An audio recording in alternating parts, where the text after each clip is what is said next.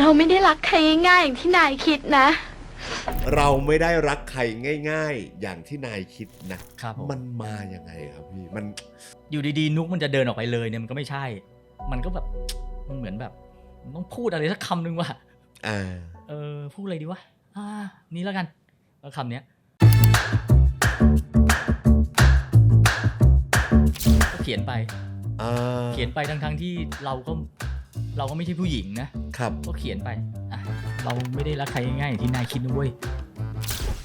โคตรคลาสสิกคนลุกเลยผมพูดเลยไอ้เหี้ยพี่อันนี้ผมเถียงกับพุ่งกับนิดนึงไม่สนน่ะแม่งจะแกล้งอยู่ๆขึ้นมารถไอ้ไม้แม่งไปอั่วเขาเหรอ มึงเป็นลูกหนูเรียบร้อยมึงจะกล้าไปเหรอกับผู้ชายครั้งแรกนะพี่ถูกป่ะจริงมึงแบบว่าไม่ห้าวไม่สนน่ะอยู่ๆไอ้เหี้ยพ่อเขาให้ไปซื้ออะไรขึ้นรถเข้ามาเฉยเลยถูกป่ะนี่ลืมไปแล้วผมจำได้ทุกซีนพี่น้อง2 คนรักผู้หญิงคนเดียวกันไอเดียผมมีแค่นี้เลยฮิตสตอรี่ทุกความฮิตใดๆบนโลกล้วนมีเรื่องราวคือจริงๆในฐานะผู้กำกับเนี่ยผมกำกับโลกทั้งใบใช่ไหมครับผมกำกับปีจ้าดื้อเสยดุผมกำกับฝันแนวไหนจูบ1 ตอนในทั้งหมด4 ตอนแต่ว่าคือชีวิตมันพลิกผันตอนที่พอทำโลกทั้งใบเสร็จแล้วเนี่ยผมตกกระไดพลอยโจรแล้วก็ผันตัวเองมาเป็นโปรดิวเซอร์เป็นภาษาไทยเรียกว่าผู้อำนวยการสร้างนะครับถ้าเกิดภาษาละครเรียกผู้จัดละครพลิกผันมาแบบไม่ได้ตั้งใจจะผันขนาดนี้แต่ว่ามันมาครับคือหมายถึงว่าจากผู้กำกับขึ้นมาเป็นผู้อำนวยการสร้างครับทั้งที่เพิ่งกำกับหนังไปแค่เรื่องเดียวเองแล้วโลกทั้งใบคือเรื่องแรกของพี่ราเชนเลยเรื่องแรกครับเรื่องแรกจริงป่ะ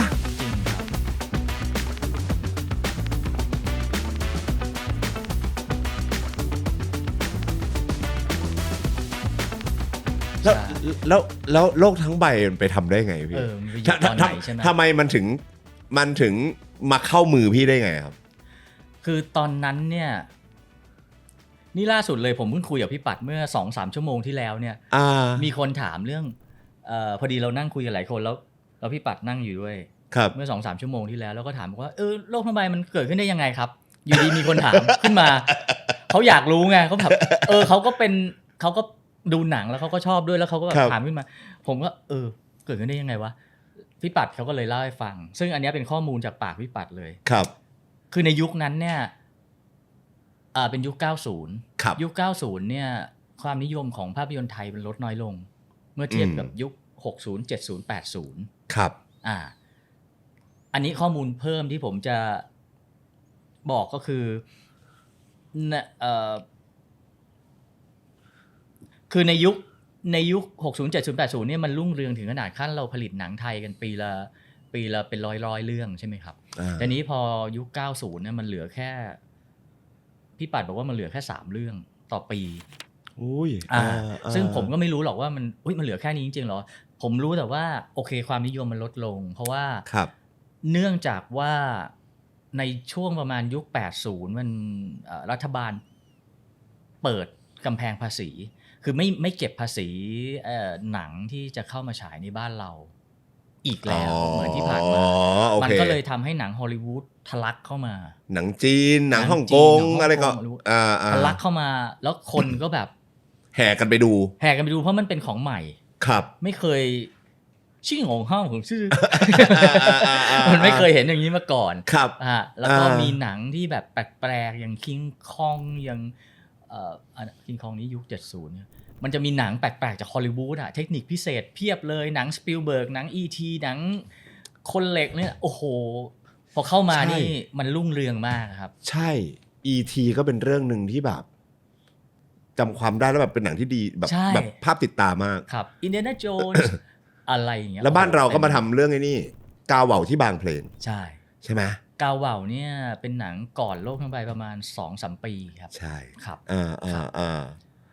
ก็ผมเล่าถึงไหนแล้วนะเป็นยุคที่90เนี่ยความนิยมของหนังไทยมันลดลงมันลดน้อยลงก็ แต่ก็ยังมีอยู่บ้าง ครับ ก็ค่ายใหญ่ๆที่ทำก็คือ Five Star สนามมงคลฟิล์ม ครับ ทีนี้ถามว่าเรายุคนั้นน่ะวัยรุ่นไทยมันอะไรเหรอก็คือวัยรุ่นไทยเขาเอนเตอร์เทนเมนต์ที่ฮอตที่สุดณตอนนั้นมันคือเพลง ครับ มันก็เลยกลายเป็นอุตสาหกรรมเพลงเติบโตมากแกรมมี่ RS คีตาใดๆอีกมีอะไรอีกนะมิวอะไรนะมูเซอร์มีอุ้ยถ้าเกิดตอนช่วงโลกทั้งใบเนี่ยผมน่าจะคิดว่าถ้าปี38เนี่ยตอนนั้นน่าจะเบเกอรี่เพิ่งขึ้นมั้งครับเบเกอรี่เพิ่งขึ้นเบเกอรี่สโตนก่อตั้งปี37มีสโตนคือเป็นช่วงอินดี้รุ่งเรืองด้วยใช่ เพราะว่าจะมีแบบค่ายสโตนค่ายเล็กค่ายน้อยร่องเสียงรำไยอะไรมาเต็มไปหมดเลยใช่อุตสาหกรรมเพลงเติบโตเพราะฉะนั้นเวลาที่จะทำหนังครับโอกาสที่จะประสบความสำเร็จทางด้านการตลาดสูงก็คือมาจากเงื่อนไขที่1มีเพลงในหนังมีศิลปินที่เขารักที่เขาชอบนักร้องที่เขารักที่เขาชอบแล้วก็มีสื่อในการโปรโมทครับจากค่ายเพลงเนี่ยครับมันก็เป็น3องค์ประกอบใหม่ที่ทำให้เหมือนเป็นจุดเปลี่ยนของการทำหนังในยุคนั้นนะครับเหมือนเป็นการวางกลยุทธ์ใหม่ๆครับในการทำหนังอย่างเงี้ยเหรอฮะจะเรียกว่ากลยุทธ์ก็ได้ก็เรียกว่าทางเฮียฮอคุณสุรชัยเชษฐ์โชติศักดิ์ครับเฮียเขาเป็นคนมีวิชั่นอยู่แล้วเฮียเขาเห็นแล้วเฮียเป็นคนชอบดูหนังเฮียเป็นคนชอบดูหนังชอบดูบอลเฮียไม่ใช่นักบอลแต่เฮียชอบดูบอลเฮียไม่ใช่ผู้กำกับหนังแต่เฮียชอบดูหนังชอบศึกษาเพราะฉะนั้นเฮียก็จะเห็นว่าวิชั่นข้างหน้าของเฮียคืออะไรเฮียก็อยากจะทำหนังเฮียมีความสุขที่ได้ทำหนังประกอบกับการทำหนังยังไงไม่ให้เจ็บไม่ให้เข้าตัวไม่ให้เจ๊งให้มันเป็นธุรกิจที่รุ่งเรืองได้พี่ปัด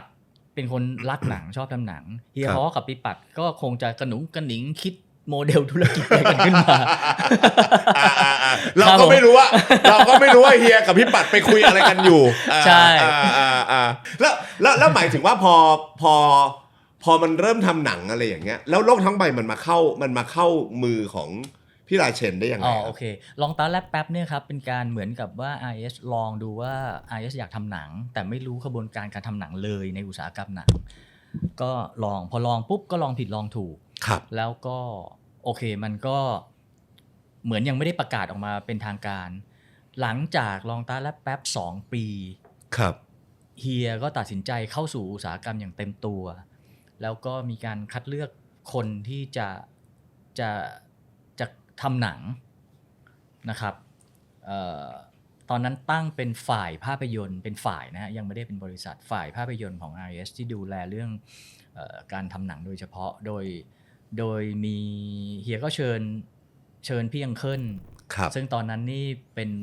ผู้กำกับแนวหน้าของบ้านเราพี่ยังเคิลก็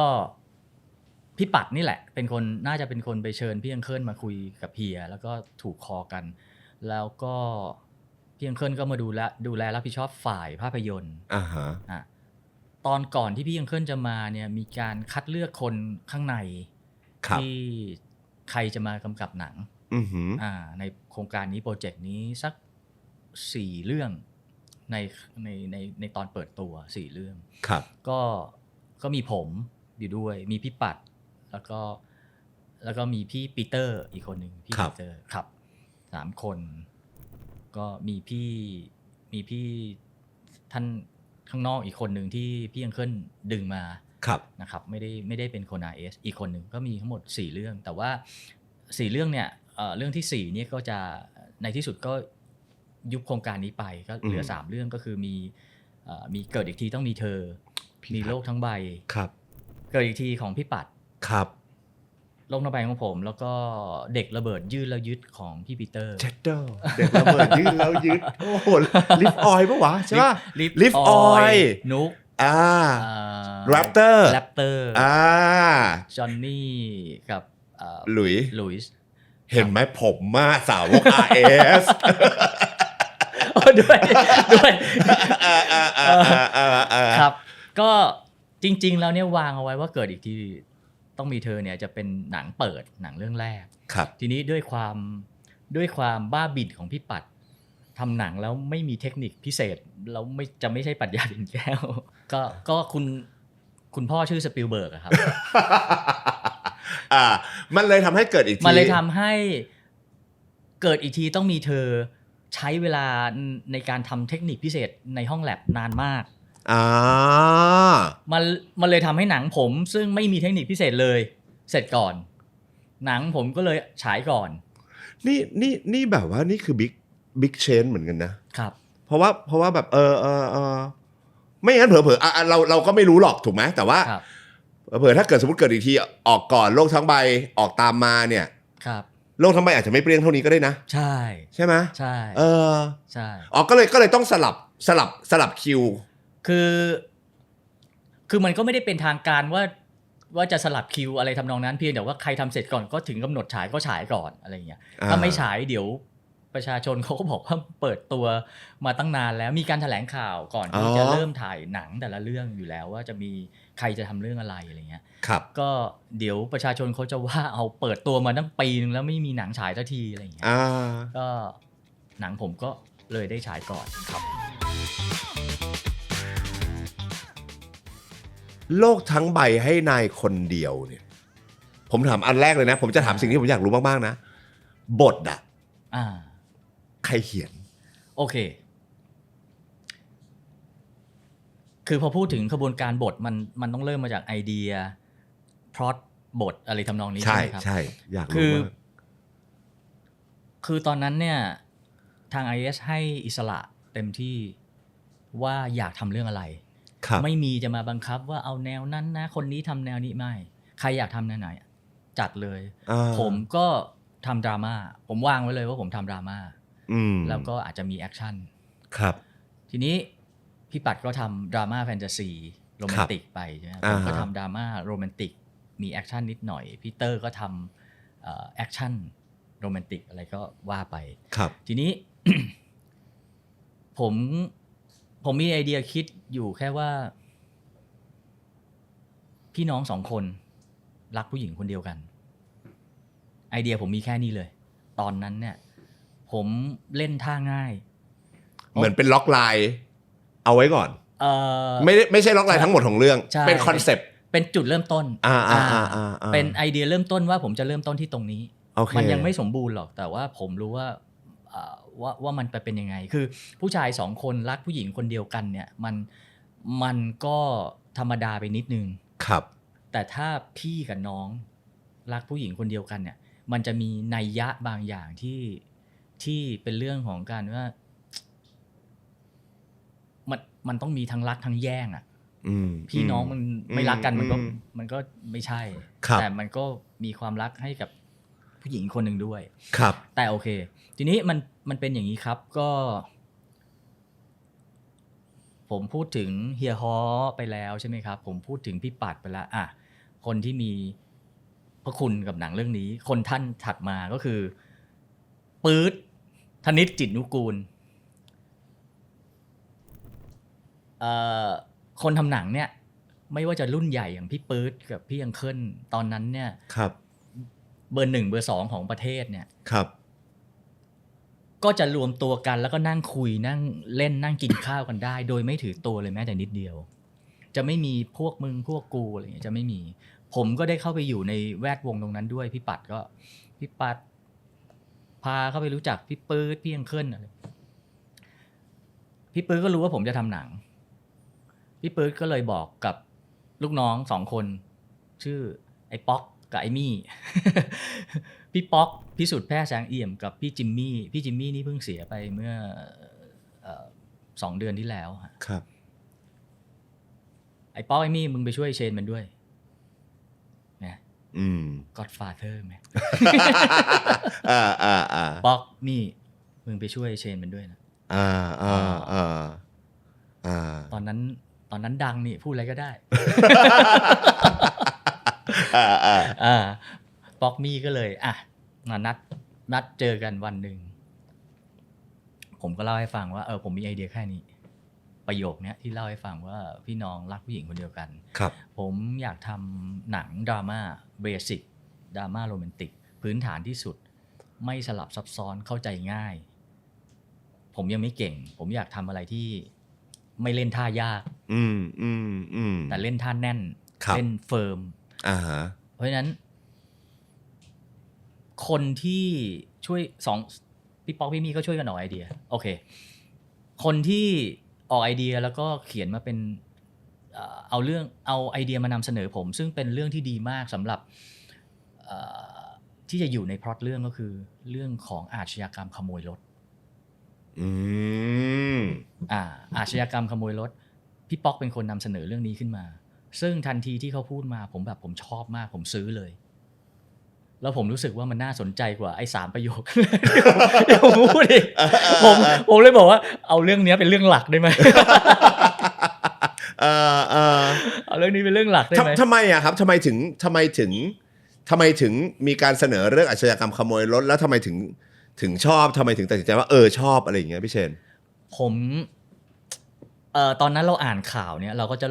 จะเริ่มรู้ว่ามันจะมีอาชญากรรมขโมยรถอยู่ด้วยในยุคนั้นช่วงนั้นมีการขโมยรถข้ามฝั่งไปขายเขมรอะไรพวกนี้มันก็จะอยู่ตามหน้าหนังสือพิมพ์อยู่ตลอดแล้วพี่ป๊อกเนี่ยเขาเป็นคนที่แบบเห็นว่าอะไรเนี่ยอะไรขยะอะไรทองเขาก็เอาทองเนี่ยมาบอกกับผมบอกเฮ้ยผมชอบเลยพี่ป๊อกเขียนบทให้หน่อยเขาก็เป็นคนเขียนบทเองแล้วก็เขียนออกมาจนจบเป็นร่างหนึ่งซึ่งมันยาวเกินไปก่อนที่จะมาถึงตรงนี้จริงๆแล้วเนี่ยผมสามารถแฟลชแบ็กกลับไปอดีตก่อนที่จะมาเป็นตรงนี้ได้อีกหน่อยนึงคือผมเล่าแล้วผมข้ามไม่เป็นไรพี่ข้ามไปคืออย่างนี้เป็นหน้าที่อีดิเตอร์ผมโอเคก่อนที่จะมาถึง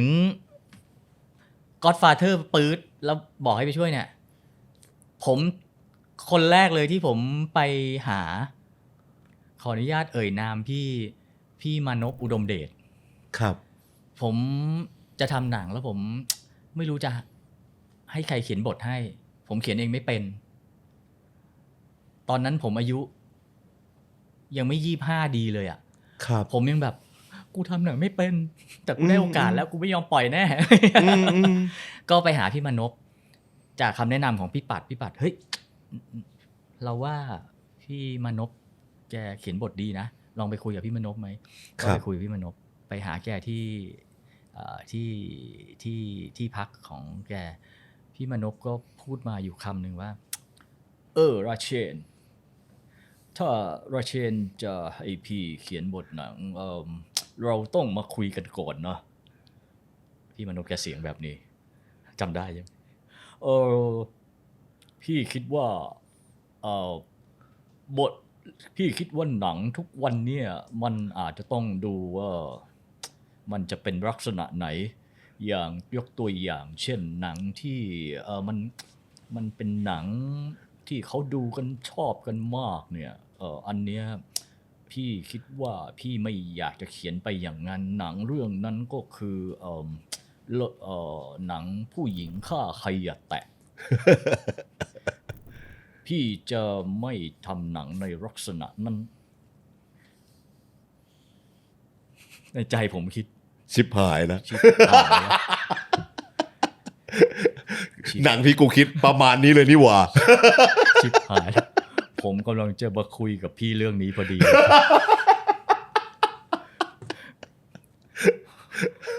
แต่ผมก็ไม่ได้พูดอะไรออกไปครับแล้วหลังจากนั้นผมจำไม่ได้อีกเลยว่าพี่มนพพูดอะไรบ้างแล้วผมก็รีบขอตัวพี่มนพครับผมโอเคแล้วเดี๋ยวผมจะไปคิดดูก่อนนะครับว่าผมอยากจะทำแนวไหนอะไรยังไงกันแน่มันเหมือนวันนั้นเราไปเจอปรมาจารย์ซึ่งสอนให้เราคิดว่า ถ้าเราจะทำหนังเราจะต้องคิดภาพรวมยังไงก่อน ไม่ใช่อยู่ดีๆก็บอกว่าจะเขียนบทหนังให้หน่อย แล้วเขียนอย่างนี้ไม่ใช่ เราต้องดูภาพรวมของหนังก่อน ครับ โจทย์มันคืออะไรเราจะทำอะไร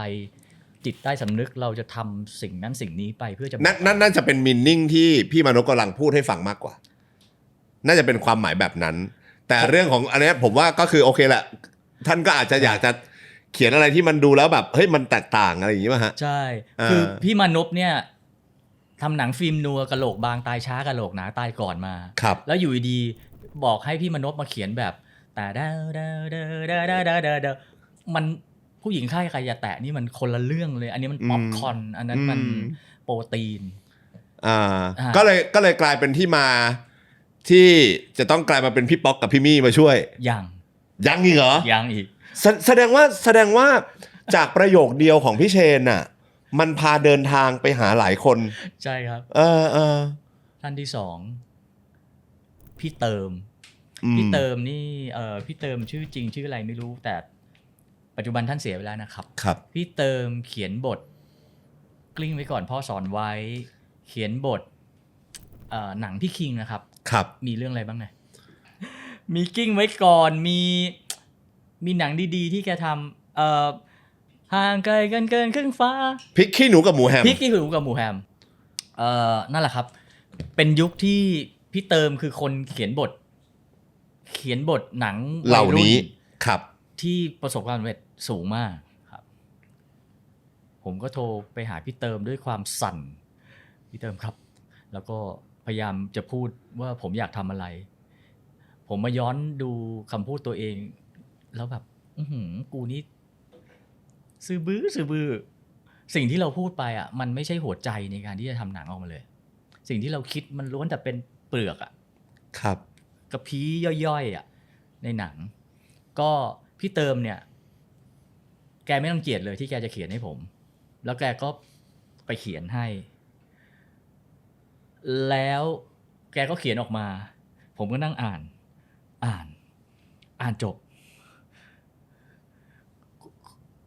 กูจะทำจริงเหรอวะมีฉากนุกสุทธิดาโดนข่มขืนด้วยตอนแรกนะนุกสุทธิดาโดนข่มขืนในหนังกูตายแน่ ไม่โดนค่ายถล่มก็โดนแฟนคลับถล่มอ่ะตายแน่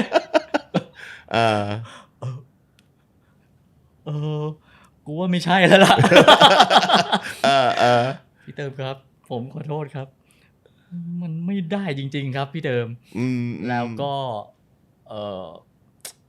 คือพี่เติมแกงานเยอะมากอ่ะแกก็งานเยอะแกก็ไม่ใช่แบบคือแกปลีกเวลามาเขียนเรื่องย่อยผมอ่านก่อนที่แกจะไปทำต่อเนี่ยแกก็บุญของผมแล้วครับผมก็เลยโอเคสงสัย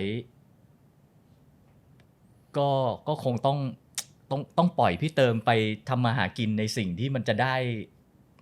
ด้โอกาสที่ดีกว่าครับแล้วก็แต่มีอยู่คำหนึ่งที่พี่เติมพูดแล้วผมไม่เคยลืมก็คือพี่เติมผมโทรไปหลังจากนั้นพี่เติมครับเดี๋ยวพี่เติมมีค่าใช้จ่ายที่พี่เติมได้เขียนมาให้ด้วยนะครับแต่ว่าไม่ได้ใช้พี่เติมตกใจฮะได้ด้วยเหรอหุยทำไม RS ดีอย่างนี้ แสดงว่าผมก็เพิ่งรู้ว่าในวงการเขาไม่ให้กันเหรอ ถ้าเกิดแสดงว่ายูนั้นคือถ้าเกิดสมมติว่าเขียนไม่ผ่านก็อาจจะไม่ได้พี่เติมได้ด้วยคือยังไม่ได้เขียนเป็นบทนะก็เขียนเป็นแบบน่าจะเป็นประมาณทรีทเมนต์5 หน้า 10 หน้าไว้ให้อ่านก่อนอะไรเงี้ยครับได้ด้วยครับได้พี่เติมดีใจ โอเคก็รู้สึกเราก็รู้สึกดีเฮ้ยบริษัทที่เราอยู่เขาแฟร์เว้ยโอเคถัดจากพี่เติมไปก็จะเป็นพี่เนี่ยผมนั่งนึกชื่ออยู่ครับหน้าเนี่ยลอยมาเลยแต่ว่าเป็นผู้หญิงพี่แกเล่นละครด้วยเดี๋ยวผมนึกชื่อออกแล้วเดี๋ยวผมเดี๋ยวตัวละครจะค่อยๆโผล่มาแล้วบอกอันนี้คนที่3แล้วนะคนที่3แล้วบอกพี่เขาให้ช่วยเขียนหน่อยทีนี้พี่เขางานยุ่งมากทั้งงานแสดงพี่เหมียวประวันรัตน์นาคสุริยะ อ้าวแต่พี่เหมียวมีเครดิตอยู่ในโลกทั้งใบนะอันนั้นเล่นคนที่3นี่โทรหาพี่เหมียวพี่เหมียวแกจะเขียนบทด้วยแล้วปรากฏว่าเหมือนพี่เหมียวงานยุ่งมากทั้งงานแสดงทั้งงานเขียนอะไรของแกงานยุ่งมากแล้วแบบไม่ได้ทำให้สักทีนึงก็เลยกลับมาที่พี่ป๊อกต้องเป็นพี่แล้วว่ะพี่ป๊อกเนี่ยกำลังจะมีโปรเจกต์หนังกับไฟสตาร์กำลังจะเป็นกำกับหนังเรื่องแรกกับไฟสตาร์ครับแกก็เลยไม่มีเวลาให้ผมเท่าไหร่พอมาช่วยเรื่องไอเดียเรื่องอาชญากรรมขโมยรถแล้วเนี่ยแกก็จะไปทำงานของแกเขียนบทของแกทีนี้ผมก็เลยต้องไปบอกว่าพี่ป๊อกเขียนให้หน่อยดิแกก็เขียนมาให้อุตส่าห์เจียดเวลาเขียนมาให้เวลาน้อยนะเวลาของแกน้อย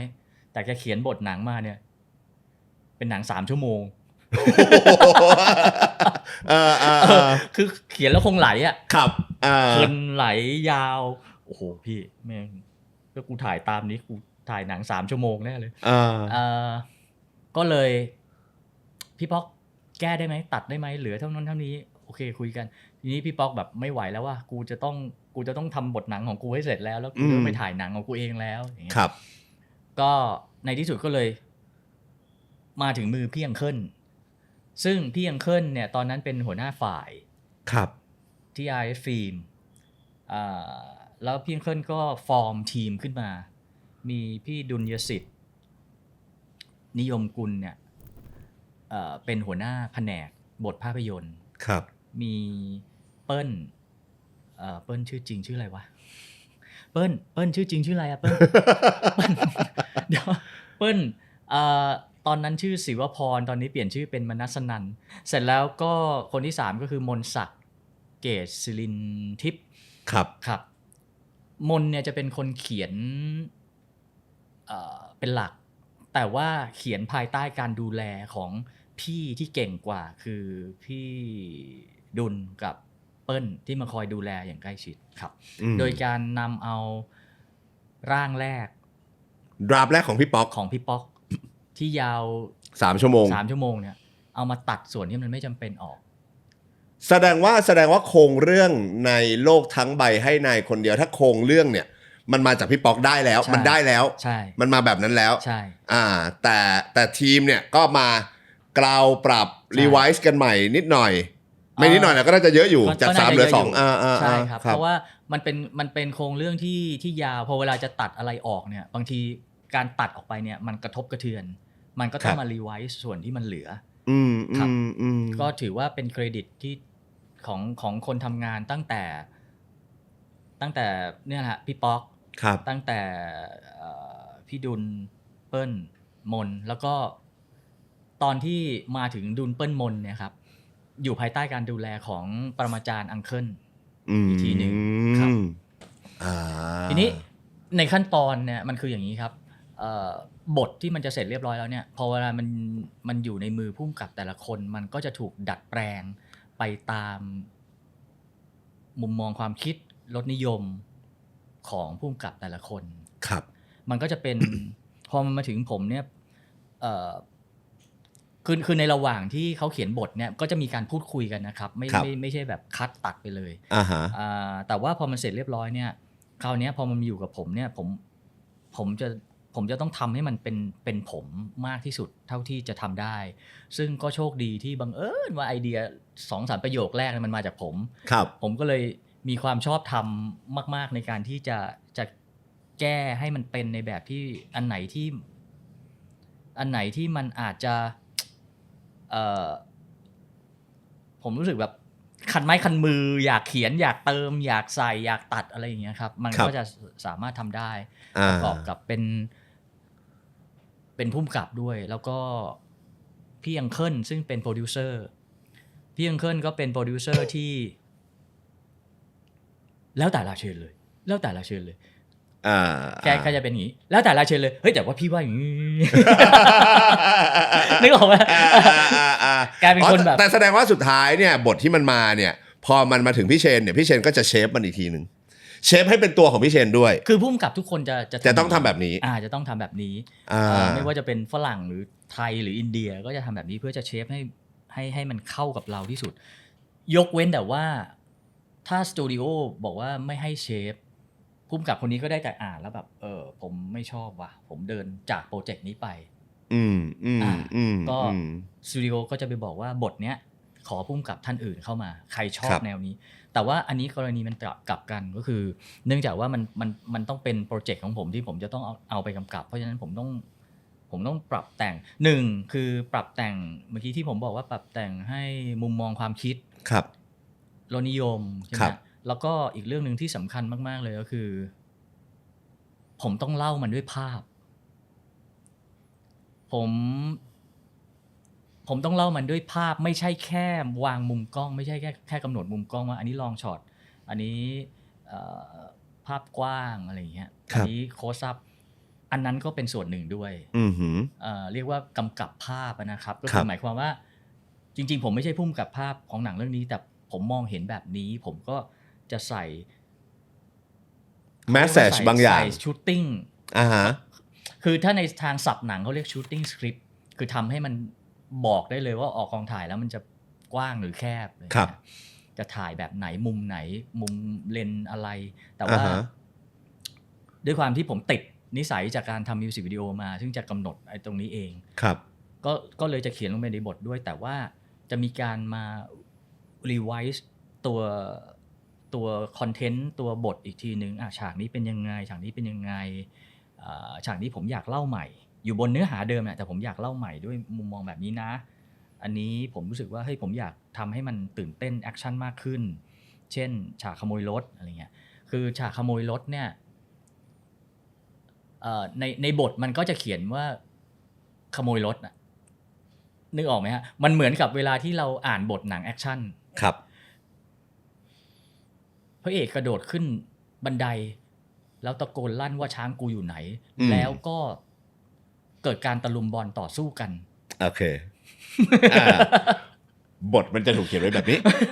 แต่ภาพเนี่ยมันออกมาได้เป็น100แบบถูกไหมใช่ก็ฉากขโมยรถก็เหมือนกันครับด้วยความที่ทีมบทเองเนี่ยก็เขียนแล้วล่ะว่ามันจะต้องเป็นฉากขโมยรถแต่ว่าทีมผมก็จะเอามาดูว่าฉากขโมยรถเขาจะมันจะยังไงมันจะเดินจากตรงไหนไปตรงไหนเริ่มต้นยังไงยกตัวอย่างเช่นที่บอกว่ามึงประกบกูบินคือตอนที่ผมจะไปกำกับจะไปถ่ายเนี่ยผมต้องรู้ก่อนว่ามันขโมยรถกันยังไงวะเนเจอร์ของไอ้พวกขโมยรถมันทำกันยังไงหรือศัพท์พวกมันคุยอะไรกันซึ่งศัพท์พวกนี้มันไม่มีหรอกแต่ผมเอาคอนเซปต์จากการขโมยคือผมเชื่อว่าการขโมยรถมันจะต้องถ้ามันต้องทำงานเป็นทีมคนนึงจะต้องดูต้นทางหรือเปล่าคนนึงมันน่าจะอะไรวะประกบลูกค้าประกบเจ้าของรถว่าเจ้าของรถไปถึงไหนแล้วครับไม่งั้นมันจะรู้ได้ไงว่าเจ้าของรถจะกลับมาเมื่อไหร่คือทั้งหมดเนี่ยผมก็จินตนาการขึ้นมาบนจากข้อมูลอ่านข่าวเท่า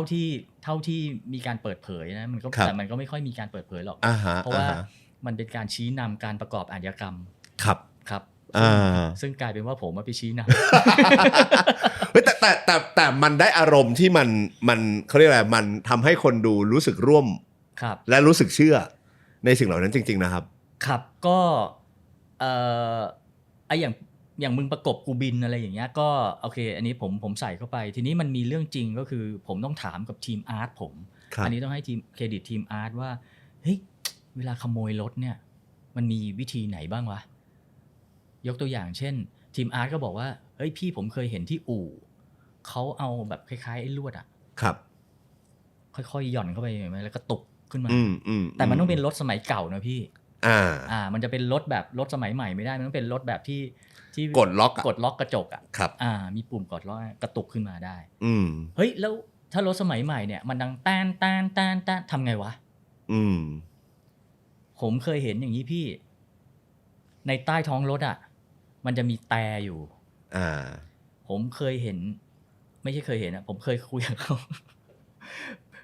น้องมันก็ดีมากนะอุตส่าห์ไปถามคนโน้นคนนี้มาให้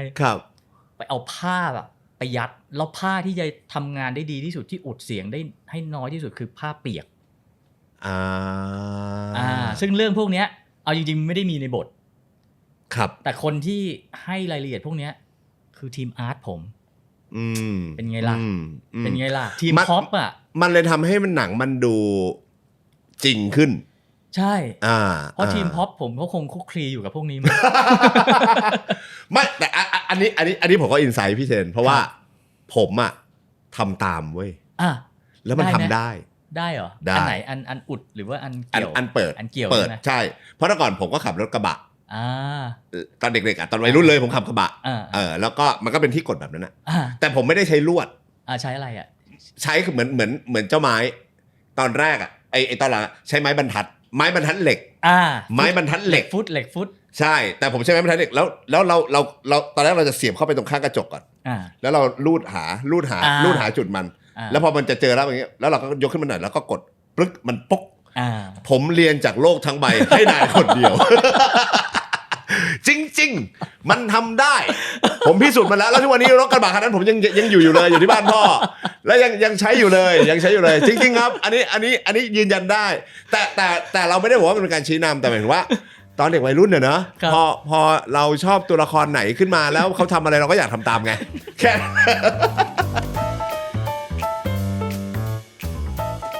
แคสติ้งเนี่ยมันถูกวางมาก่อนบทหรือพอมีบทค่อยแคสติ้งนักแสดงหรือมีทั้งสองแบบคือลองนึกภาพเฮียฮอนะครับสนุกกับหนังมีผู้กำกับมานั่งอยู่ 3-4 คนในห้องประชุมแล้วเฮียก็นั่งหัวโต๊ะแล้วเฮียก็บอกอยากได้ใครเล่น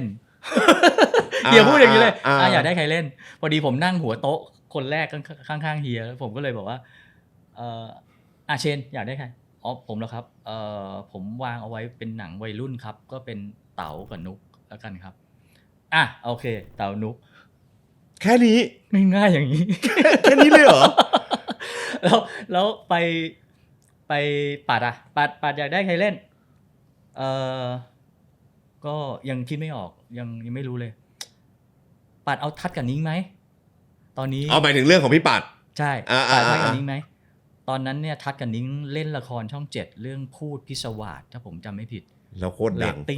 เรตติ้งทะลุกระฉูดมากครับคืออารมณ์ประมาณน้องๆบุพเพสันนิวาสยุคนี้แบบปัดเอาทัดนิ้งไปแล้วเชื่อเฮียรวย เฮียไม่ได้พูดคำนี้แต่เฮียพูดว่าเชื่อเฮียมีแต่คนมาขอทัดกับนิ้งมีแต่คนบริษัทอื่นมาขอทัดกันอยากได้คู่พระนางคู่นี้ไปเล่นละครไปเล่นนู่นไปเล่นนี่เต็มไปหมดเลยครับโอเคครับพี่แล้วทำไมพี่เชนถึงเลือกเป็นเต๋านุกครับอะไรในหัวที่มันเห็นภาพนั้นวางคาแรคเตอร์เอาไว้ตอนแรกเนี่ยก็ไม่ได้คิดว่าจะเป็นเต๋าหรือเปล่าแต่วางคาแรคเตอร์เอาไว้เป็นพระเอกที่คืออย่างนี้ต้องบอกอย่างนี้ว่าก่อนที่มันจะเป็นโลกทั้งใบเนี่ยหนังวัยรุ่นก็มีเยอะแต่หนังวัยรุ่นส่วนใหญ่จะเป็นหนังวัยรุ่นที่สนุกสนานเฮฮาเป็นคอมเมดี้ครับใส่ชุดนักเรียนใช่ยุคนั้นจะเป็นกระแสกลิ้งไว้ก่อนสะแดวแห้วใดๆใช่หวานมันฉันคือเธออะไรอย่างนั้นคือพอเราจะทำหนังขึ้นมาเนี่ยเราไม่อยากทำหนังคนที่อายุมากกว่าเราตอนนั้นเราอายุแค่ประมาณ25แล้วเราจะไปพูดถึงคนอายุ30เราไม่รู้จักแต่เราพูดถึงคนอายุต่ำกว่าเราสักไม่เกิน5ปีประมาณ20อย่างเงี้ยเราเข้าใจ18อย่างเงี้ยเราเข้าใจเพราะเราเคยผ่านมาเพิ่งจะผ่านมาก็เลยตัดสินใจที่จะทำหนังของคนอายุเท่านี้แล้วก็วางเอาไว้เลยว่าพระเอกเราจะไม่ใส่ชุดนักเรียนพระเอกเราจะเรียนหนังสือแต่จะเรียนหนังสือในแบบสายอาชีพสายวิชาชีพไม่ใช่สายสามัญเพราะอะไรครับอันเนี้ยผมอยากรู้ในมุมผู้กำกับมากเลยผมอยากเห็นคนพูดถึงสายวิชาชีพสายอาชีพในทางที่ดีอันนี้ค่อนข้างส่วนตัวนิดนึงครับผม ผมรู้สึกว่ามีคนพูดถึงสายอาชีพหรือสายวิชาชีพหรือสายช่างกลทุกคนที่เป็นช่างกลทำไมต้องตีกันมันจะเป็นภาพแบบนั้นเลยครับแต่จริงๆแล้วเนี่ยคนที่ใส่เสื้อช็อปอ่ะอย่างที่เต๋าใส่เนี่ยคนที่เรียนสายอาชีวะมีคนดีๆเต็มไปหมดเลยมีคนเก่งมีคนมีความสามารถเต็มไปหมดเลยเพียงแต่ว่าเขาไม่ได้ถูกนำเสนอในทางนั้นเพราะว่ามันถูกมองด้วยภาพอะไรบางอย่างคือปลาเน่าอะครับแค่ไม่กี่ตัวแต่ปลาดีๆอะมีอยู่เต็มไปหมดแล้วผมอยากนำเสนอในทางที่มันดีประกอบกับหนังผมจะต้องไม่เป็นหนังใสมันจะก้ำกึ่งคือมันจะออกแนวดาร์กอะแต่มันจะไม่ดาร์กแบบดาร์กแต่มันจะดาร์กมันดาร์กแต่ไม่ดิ่ง ดาร์กแต่ไม่ดิ่งใช่คือเอาเป็นว่านางเอกไม่โดนข่มขืนโอเค ไม่งั้นพี่เติมจะโอเคก็ประมาณนั้นมันลุคของหนังจะต้องดูต่างจากหนังที่รุ่นพี่รุ่นพ่อเขาทำกันมาแล้วเพราะถ้าผมทำแล้วไม่ต่างจากพี่ๆพ่อเขาทำมันก็ไม่มีอะไรใหม่ขึ้นมาครับผมก็เลยมองเอาไว้อย่างนี้ก็จะเห็นได้ว่าคนที่เป็นโทนอาชีวะคนที่มีคาแรคเตอร์แบบคือแมนลุยแต่ลุยในที่นี้ไม่ได้มันหมายถึงลุยชีวิตมันไม่ได้หมายถึงตีรันฟันแทงก็จะไฟอะไรอย่างเงี้ยครับก็เลยมาเป็นพี่เต๋าก็เป็นเต๋าก็จะให้เป็นคาแรคเตอร์ที่คนที่จะมาสวมบทอย่างนี้ได้ครับโมดมาสวมบทแบบนี้ผมว่าไม่เหมาะแต่โมดเป็นน้องเพราะฉะนั้นน้องเนี่ยผมจะให้อยู่ในสายสามัญไอ้นี่เรียนสายสามัญแล้วทำไมถึงเป็นพี่ปาโมดดีหน่อยทำไมถึงนี่ผมถามในฐานะเรียลแฟนนะผมจะขุดเลยผมเจอผู้กำกับแล้ววันนี้ผมไม่ปล่อยให้กลับไปง่ายๆแล้วทำไมถึงมาเป็นเอางี้ก่อนเมื่อกี้เรารู้แล้วว่าทำไมถึงเป็นพี่เต๋าเพราะคาแรคเตอร์พี่เต๋ามันเหมาะกับตัวในหัวของพี่เชนใช่แล้วอ้อนไอ้ป้อนทำไมถึงเป็นนุกณตอนนั้นเนี่ยนุกใกล้ที่สุดแล้วก็อยู่ใน RS แล้วคือทุกคนก็จะมองว่าคาแรคเตอร์ป้อนเป็นผู้หญิงที่ไม่ได้สวยงามนางฟ้าแบบสายประกวดไม่ใช่มิสสายประกวดแต่เป็นเด็กผู้หญิงที่ดูอยู่ข้างบ้านแต่ว่าเป็นข้างบ้านที่ใสน่ารักดีพอที่จะทำให้ผู้ชายชอบได้ไม่ได้ชอบเพราะเซ็กซี่ด้วยนะครับไม่ใช่แบบขาวอวบเต่งไม่ใช่ก็คือดูเป็นแบบก็นุกมันหน้าไทยมากอะนึกออกใช่ไหมหน้าไทยมากไม่ใช่ลูกครึ่งซึ่งถ้าเป็นหน้าลูกครึ่งเนี่ยจะไม่ได้เลยกับบทนั้นครับมันต้องดูไทยๆต้องดูแบบไม่แต่งหน้าก็ดูนั่งอยู่ชานชาลารถไฟได้อะไรอย่างเงี้ยแต่ว่าดูดีมาก จนถึงทุกวันนี้ถ้าพี่นุกมีโอกาสผมรักพี่นุกมากนะครับ รักในที่นี้แบบชื่นชมมากๆไม่เพราะว่าในเรื่องนี้พี่เชนทำให้พี่นุกดูมีเสน่ห์มากๆแม้กระทั่งจนถึงทุกวันนี้นะที่แบบเรามองย้อนกลับไปนี่มองเองป่ะเนี่ยมองเองอยู่แล้วไม่แต่ว่ามันก็เป็นอย่างนั้นจริงๆแต่ว่าพอพี่เชนพูดถึงแบ็คกราวด์หรือแบ็คกราวด์คาแรคเตอร์มันก็เห็นภาพได้ว่าทำไมเป็นพี่นุกยุคนั้นเนี่ยเป็นยุคที่ลูกครึ่งกำลังได้รับความนิยมเกาหลียังไม่มาใช่ลูกครึ่งฝรั่งแต่ว่าพอชื่อมาในเรื่องโลกทั้งใบคือชื่อไทยมากแค่ชื่อก็ไทยแล้วอ่ะป้อนอะไรอย่างเงี้ยคือพยายามจะเลี่ยงความเป็นฝรั่งเลยผมไม่เป็นลูกคุณหนูที่มีความซุกซนหมายถึงป้อนไม่ได้ซนนะโอ้ไม่ได้ซนนะอ๋อเหรอไม่รู้ผมก็เดาจากหนังอะนะเนี่ยแล้วกูก็มานั่งเถียงผู้กำกับเขาทำไมวะไอ้เหี้ยกูก็งงว่ะผู้กำกับเขาวางทุกสิ่งไว้อะไม่แต่คือในมุมคนดูอะเราจะรู้สึกว่าเชี่ยลูกคุณหนูโคตรซุกซนเป็นลูกคุณหนูแต่แววตาซุกซนเว้ยแววตาซุกซนอ่ะพี่อันนี้ผมเถียงกับผู้กำกับนิดนึงไม่ซนอะแม่งจะแกล้งอยู่ขึ้นมารถไอ้ไม้แม่งไปอั่วเขาเหรอ มึงเป็นลูกคุณหนูเรียบร้อยมึงจะกล้าไปเหรอกับผู้ชายครั้งแรกนะพี่ถูกป่ะจริง มึงแบบว่าไม่ห้าวไม่ซนน่ะ อยู่ๆอ้าวไอ้เหี้ยพ่อเขาให้ไม่ซื้ออะไรเอาขึ้นรถเข้ามาเฉยเลย ไปกับเขาเฉยเลยจริงโทรหาผู้ชายไม่หยุดอย่างเงี้ยไปหาผู้ชายที่บ้านไม่อันนี้พูดถึงตัวละครนะไม่ซนตรงไหนก่อนจริงว่ะจริงถูกว่านี่ลืมไปแล้ว ผมจำได้ทุกซีนถูกไหมจริงคือตอนนั้นน่ะเปิดตัวมาก็กวนตีนเลยมาถึงแบบไปผลักเขาขโมยรถอะไรอย่างเงี้ยแล้วมีส่งสายตาในรถด้วยฝนตกลงไปรับไม่สนตรงไหนว่ะใช่ป่ะใช่ไม่ที่ต้องเถียงเพราะอะไรรู้ป่ะในมุมคนดูแล้วเป็นวัยรุ่นในยุคนั้นน่ะเราอินกับหนังมากแล้วเราก็แบบคำเนี้ยผมพูดมาตั้งแต่วัยรุ่นเชี่ยลูกคุณหนูแววตาซุกซนชิบหายเลย ผมใช้คำนี้มาตั้งแต่นู้นเลยมาจากพี่นุกสุธิดาเลยมาจากป้อนเลยอะไรอย่างเงี้ยแต่มันเหมาะมากครับเอากลับมาคือมันเหมาะมากมัน คือจะบอกว่าลืมตรงนั้นไปแล้วภาพที่คุยแล้วเห็นหน้านุกในหนังเนี่ยมักจะเป็นช่วงท้ายๆที่มันที่เศร้าๆหน่อยเศร้าว่ะลืมไปเปิดตัวมาก็แก่นเฟี้ยวเลยใช่ซีนที่เวลาป้อนอยู่กับเม่นน่ะมันคือซีนที่เขาเรียกว่าถูกอบรมมาดีต้องรักษามารยาทแต่ไม่ได้รักแต่ก็ไม่ได้ชอบแต่ไม่กล้าแสดงอะไรออกไปจริงจังแม้กระทั่งตอนที่จะตัดสินใจหักอกไอ้เจ้าเม่นเนี่ยยังไม่กล้าพูดตรงๆเลยแกล้งเอารูปถ่ายคู่กับไม้เสียบไว้แล้วไปเข้าห้องน้ำอันเนี้ยใช่อันนี้คือสไตล์ลูกคนหนูไงแต่พอกลับมาเจอกับไม้โอ้โหซุกซนชิบหาย ขึ้นรถกับผู้ชายไปทั้งคืนว่ะไปนั่งริมแม่น้ำอย่างเงี้ยพี่ใช่ถูกไหมอันนี้ถือว่าเป็นความผิดของผู้กำกับเหมือนกันนะ ไม่ผิดครับหมายถึงว่าคนดูพี่ทำให้คนดูรู้สึกนี้เม่นล่ะครับทำไมต้องเป็นพี่โมดแต่เหมาะมากนะผมจะบอกว่าทุกอย่างมันองค์ประกอบลงตัวมากคือโมดเนี่ยเรารู้อยู่แล้วว่าเป็นนักแสดงที่เก่งมากคาแรคเตอร์โมดจริงๆกับคาแรคเตอร์ในหนังนี่คนละเรื่องเลยนะใช่คาแรคเตอร์โมดจริงๆเนี่ยนิ่งกว่าไอ้เต๋าอีกนิ่งกว่าพี่เต๋าเราอีกอ่ะครับนิ่ง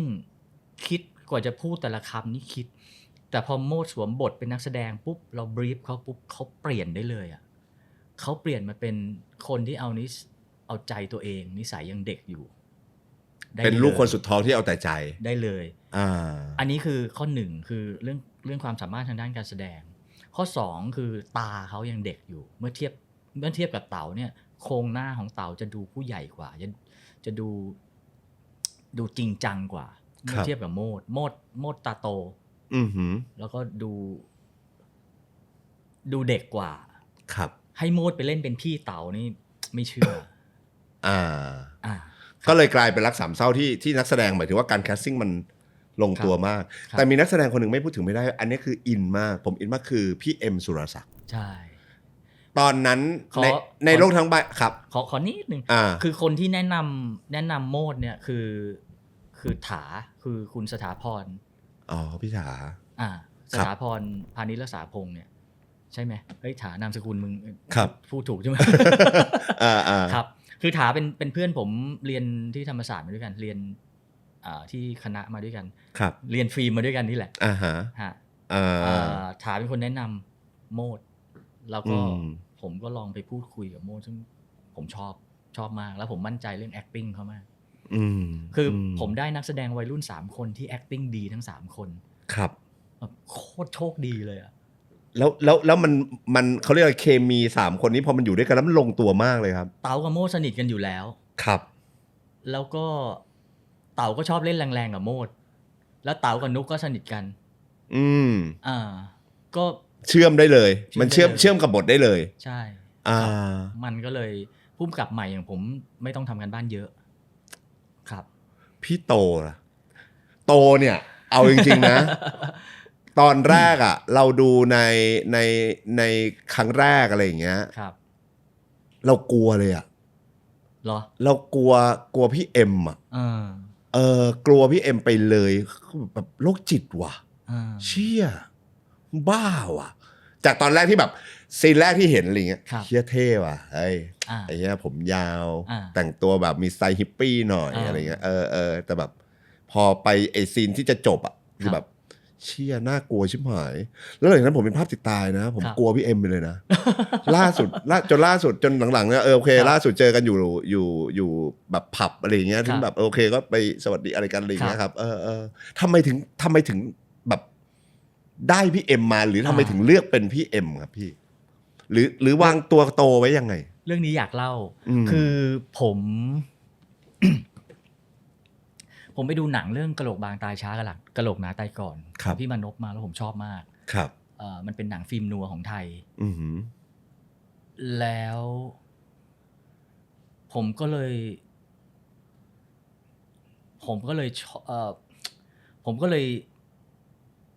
ให้ทีมงานช่วยติดต่อ ตอนนั้นผมจะต้องทำมิวสิกวิดีโอเพลงรอยร้าว ครับ ผมก็เลยเดี๋ยวผมเล่าอย่างหนึ่งให้ฟังแล้ว โอเคได้ครับ ไปตัดต่อเอง ครับ แฟลชแบ็กไปที่มิวสิกวิดีโอเพลงลอยลาว ครับ ตอนแรกติดต่อพี่ดู สัญญา คุณากร ครับ มาเล่นเป็นพระเอกนะครับ หลังจากผมไปดูกะโหลกบางตายช้ากะโหลกหนาตายก่อนว่าผมก็เลยเปลี่ยนใจ ขอเป็นพี่เอ็มกับพี่จอนมาเล่น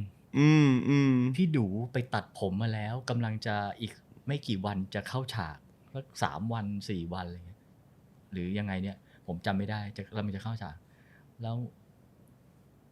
ทีมงานโทรไปบอกพี่ดูค่ะขออนุญาตเปลี่ยนตัว ผมนี่แบบ พี่ดูเขาจะด่าเอาไม่ว่าพี่ดู ด่าอยู่แล้วครับพี่ ด่าแน่ๆอ่ะ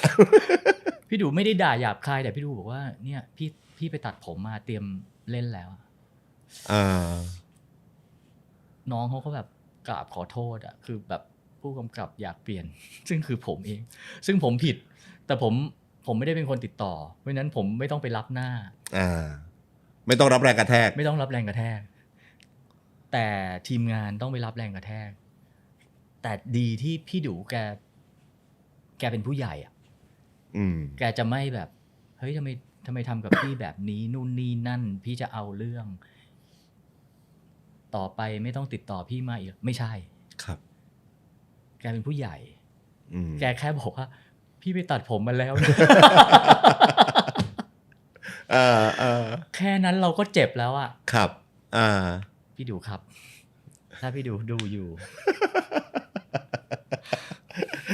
กล้องไหนก็ไม่รู้กล้องนี้เลย พี่ดูครับ ถ้าพี่ดูอยู่ อยากให้พี่ดูทราบว่าตลอดเวลาที่ผ่านมา30 ปี31 ปี ผมจำเรื่องนี้ได้อยู่ตลอดแล้วก็รู้สึกผิดอยู่ตลอด แต่ไม่เคยไปเจอพี่เลย ถ้าบังเอิญผมไปเจอพี่ที่งานไหน ผมจะเข้าไปขอโทษพี่ ต่อหน้าต่อตาอีกทีนะครับยกโทษให้ผมด้วยครับ พี่ดูอาจจะบอกว่าไม่เป็นไรก็หาพระเอกสักเรื่องให้พี่ก็ได้ พอเปลี่ยนแล้วยังไงครับ โอเค ตัดกลับมา ครับ ก็ นั่นคือจุดเริ่มต้นที่ผมรู้จักพี่เอ็ม ครับ ในมิวสิกวิดีโอเพลงลอยล้าว ครับ แล้วพอผมจะทำหนังในอีก6 เดือนถัดมามั้งที่เตรียมแคสติ้งผมก็นึกถึงพี่เอ็มแล้วผมก็ชวนพี่เอ็มไม่น่าจะ6 เดือนสิน่าจะสักประมาณ1 ปีเพราะว่าดูจากผมพี่เอ็มที่ยาวตอนเล่นลอยล้าวพี่เอ็มยังตัดผมทรงแบบปกติอยู่เลยแต่ว่าตอนนัดเจอคุยกับพี่เอ็มใน1 ปีถัดมาพี่เอ็มผมยาวถึงนี่แหละ ครับ ผมก็พี่เอ็มก็มาหาที่อาริสฟิล์มแล้วก็บทเป็นยังไงบ้างไงครับพี่เอ็มผมอยากขอพี่เอ็ม2 อย่างข้อ 1พี่เอ็มเล่นหนังให้ผมหน่อยได้ไหมแต่พี่เอ็มเล่นเป็นตัวชั่ว ผมรู้ว่าพี่เอ็มเป็นพระเอกมาตลอดพี่เอ็มครับพี่เอ็มเป็นตัวชั่วเลยเรื่องนี้เป็นตัวร้ายอะครับกับ2ผมอยากให้ตัวชั่วมันสกินเฮดยุคนั้นเป็นยุคสกินเฮด ครับ รสกินเฮดแล้วดูเป็นขบถ พี่เอ็มก็ข้อหนึ่งตัวร้ายพี่ไม่ติดแต่เรื่องตัดผมพี่ไม่ตัด ข้อแรกกูไม่ติดข้อสองกูไม่ตัด คือพี่เอ็มแกมีเหตุผล ครับ พี่เอ็มแกบอกว่าเจนให้พี่ตัดผมเนี่ยด้วยเหตุผลอะไร ครับ พี่ขอฟังเหตุผลก่อนได้ไหมก็ผมตอบไม่ได้ผมแค่รู้สึกว่าผมรู้สึกว่าสกินเฮดแล้วมันดูขบถดีมันดูนี่ดีพี่เอ็มบอกว่าพี่คิดว่าถ้าไม่ตัดผมก็สามารถทำให้ดูชั่วดูสมกบฏได้นะเชนคิดว่ายังไง ผมก็เปิดความรู้ไปอีกทีหนึ่งว่าก็น่าจะได้ คือผมในใจคิดผมเชื่อพี่พูดอะไรผมก็พี่จะถักเปียผมยังเชื่อเลย ว่าพี่ชั่วได้พี่เล่นได้โอเคผมไม่มีปัญหาครับนั่นแหละแค่นั้นเลยแล้วในบทจริงๆที่ถูกเขียนไว้อะครับพี่เชนตัวของโตเนี่ยคือดาร์กขนาดนั้นเลยอยู่แล้วหรือพี่เอ็มทำให้มันดาร์กขึ้นกว่าเดิมในการ acting คือบทโตคือดาร์กอยู่แล้วคือพี่โตจะโรคจิตนิดๆคือเวลาจริงจังนี่ดุเป็นหมาเลยแต่เวลาคุยเล่นเฮฮานี่แบบคุยเล่นนู่นนี่นั่นแต่เป็นการคุยเล่นแบบที่ไม่มีใครกล้าเล่นด้วยครับก็จะวางคาแรคเตอร์เอาไว้ประมาณนั้นแต่ว่าผมเชื่อว่าหลายคน นี่เคยมีคนพูดกับผมว่าฉากที่เขาเอาบุหรี่เป่าเข้าไปในขวดแล้วลมควันจิ้งจกอ่ะ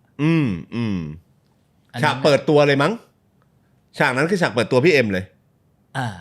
อันนั้นน่ะจะโรคจิตที่สุดใช่ไหมซึ่งอันนั้นเนี่ยไม่มีในบทแล้วก่อนถ่ายเนี่ยผมรู้สึกว่าน่าจะเป็นตอนที่ผมมาเขียนรีไลซ์ให้เป็นตัวเองนี่แหละผมรู้สึกว่าผมอยากเพิ่มความโรคจิตเข้าไปอีกให้มันชัดผมก็เลยแล้วพี่เอ็มจะทำอะไรคุยไปด้วยเล็มหนวดไปด้วยเหมือนขู่อ่ะเหมือนคุยไปด้วยรับมีดไปด้วยอ่ะคือถ้าเป็นจอมยุทธก็คงแบบรับมีดไปรับกระบี่ไปแต่คืออันนี้คือกรรไกรกรรไกรธรรมดาแต่เป็นกรรไกรทรงปลายแหลมครับเล็มหนวดไปจำได้ว่าพี่เอ็มเล็มไม่จนแบบเฮ้ยพี่แม่งแหว่งแล้ว เล็มจนแหว่งอ่ะเล็มไปด้วยคุยไปด้วยคือแบบเหมือนคุยภาษาธรรมดาแต่การที่มึงเล็มไปด้วยเนี่ยมันบ่งบอกการแสดงอำนาจอะไรบางอย่างครับซึ่งก็คือไอ้เล็มมันจะเป็นการเพิ่มเข้าไปแล้วก็ไอ้ที่เป่าจิ้งจกเป่าควันบุหรี่ใส่จิ้งจกก็เป็นการเพิ่มเข้าไปเพื่อขับเน้นให้จิตให้แบบเปิดตัวมามึงไอ้นี่แม่งแบบโคตรน่ากลัวโหยสนุกอ่ะเริ่มมองเห็นแล้วว่าทำไมแบบมันตัวละครมันสมจริงกับอีกคนนึงขออีกสักคนนะเพราะว่าอีกคนนี้ก็ไม่พูดถึงก็ไม่น่าจะได้คืออาตุ๋ยพี่โบพี่โบในบท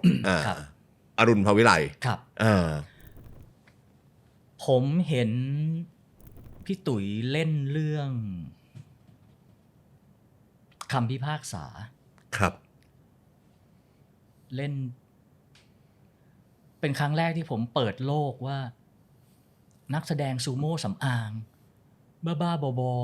ๆเล่นดราม่าโคตรดี โคตรแบบพี่ทำได้ยังไงอ่ะแล้วผมรู้สึกเฮ้ยคนนี้ไม่ธรรมดาก็เลยอัญเชิญพี่ตุ๋ยมา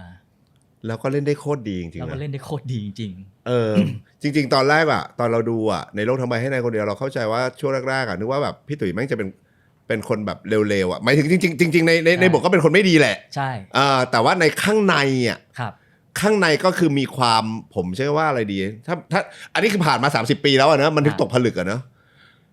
เป็นคนไม่ดีแต่มีพื้นฐานความเป็นมนุษย์อยู่ในจิตสำนึกใช่ในขณะที่บทพี่เอ็มคือไอ้โตเนี่ยนั่นคืออันนั้นคือหลุดความเป็นมนุษย์ไปแล้วอะแต่ของพี่โบหรือพี่ตุ๋ยเนี่ยคืออาชีพการทำมาหากินความประพฤติเนี่ยเลวใช่แต่พื้นฐานในจิตสำนึกมันมีความเป็นมนุษย์ใช่อยู่ใช่ซึ่งอันนี้ก็ถูกวางไว้ในบทและตัวของตัวละครอยู่แล้วใช่โคตรเจ๋งเลยอะผมชอบซีนไหนอันนี้ผมอาจจะอินไซด์นิดนึงนะถ้าเกิดคนดูแบบไม่ได้ดูโลกทั้งใบอะไรอย่างเงี้ยไปดูนะแล้วค่อยมาดู EP นี้ก็ได้นะ ต้องดูเพราะผมจำไม่ได้คือที่ผมชอบคือมันจะมีอยู่ซีนหนึ่งบางที่ตอนที่แบบพ่อไม้กับแม่นเขาเสียแรกๆแล้วที่ไอ้เม่นหาเรื่องพี่แม่งตลอดเวลาอะไรอย่างเงี้ยแล้วจนแบบพี่โบแม่งทนไม่ไหวอะแม่งดึงตบมึงรู้ไหมเขารู้กันก่อนแล้วเขาเอามือเขาชอบอะไรอย่างเงี้ยนั่นแหละผมรู้สึกแม่งคือมนุษย์ว่ะ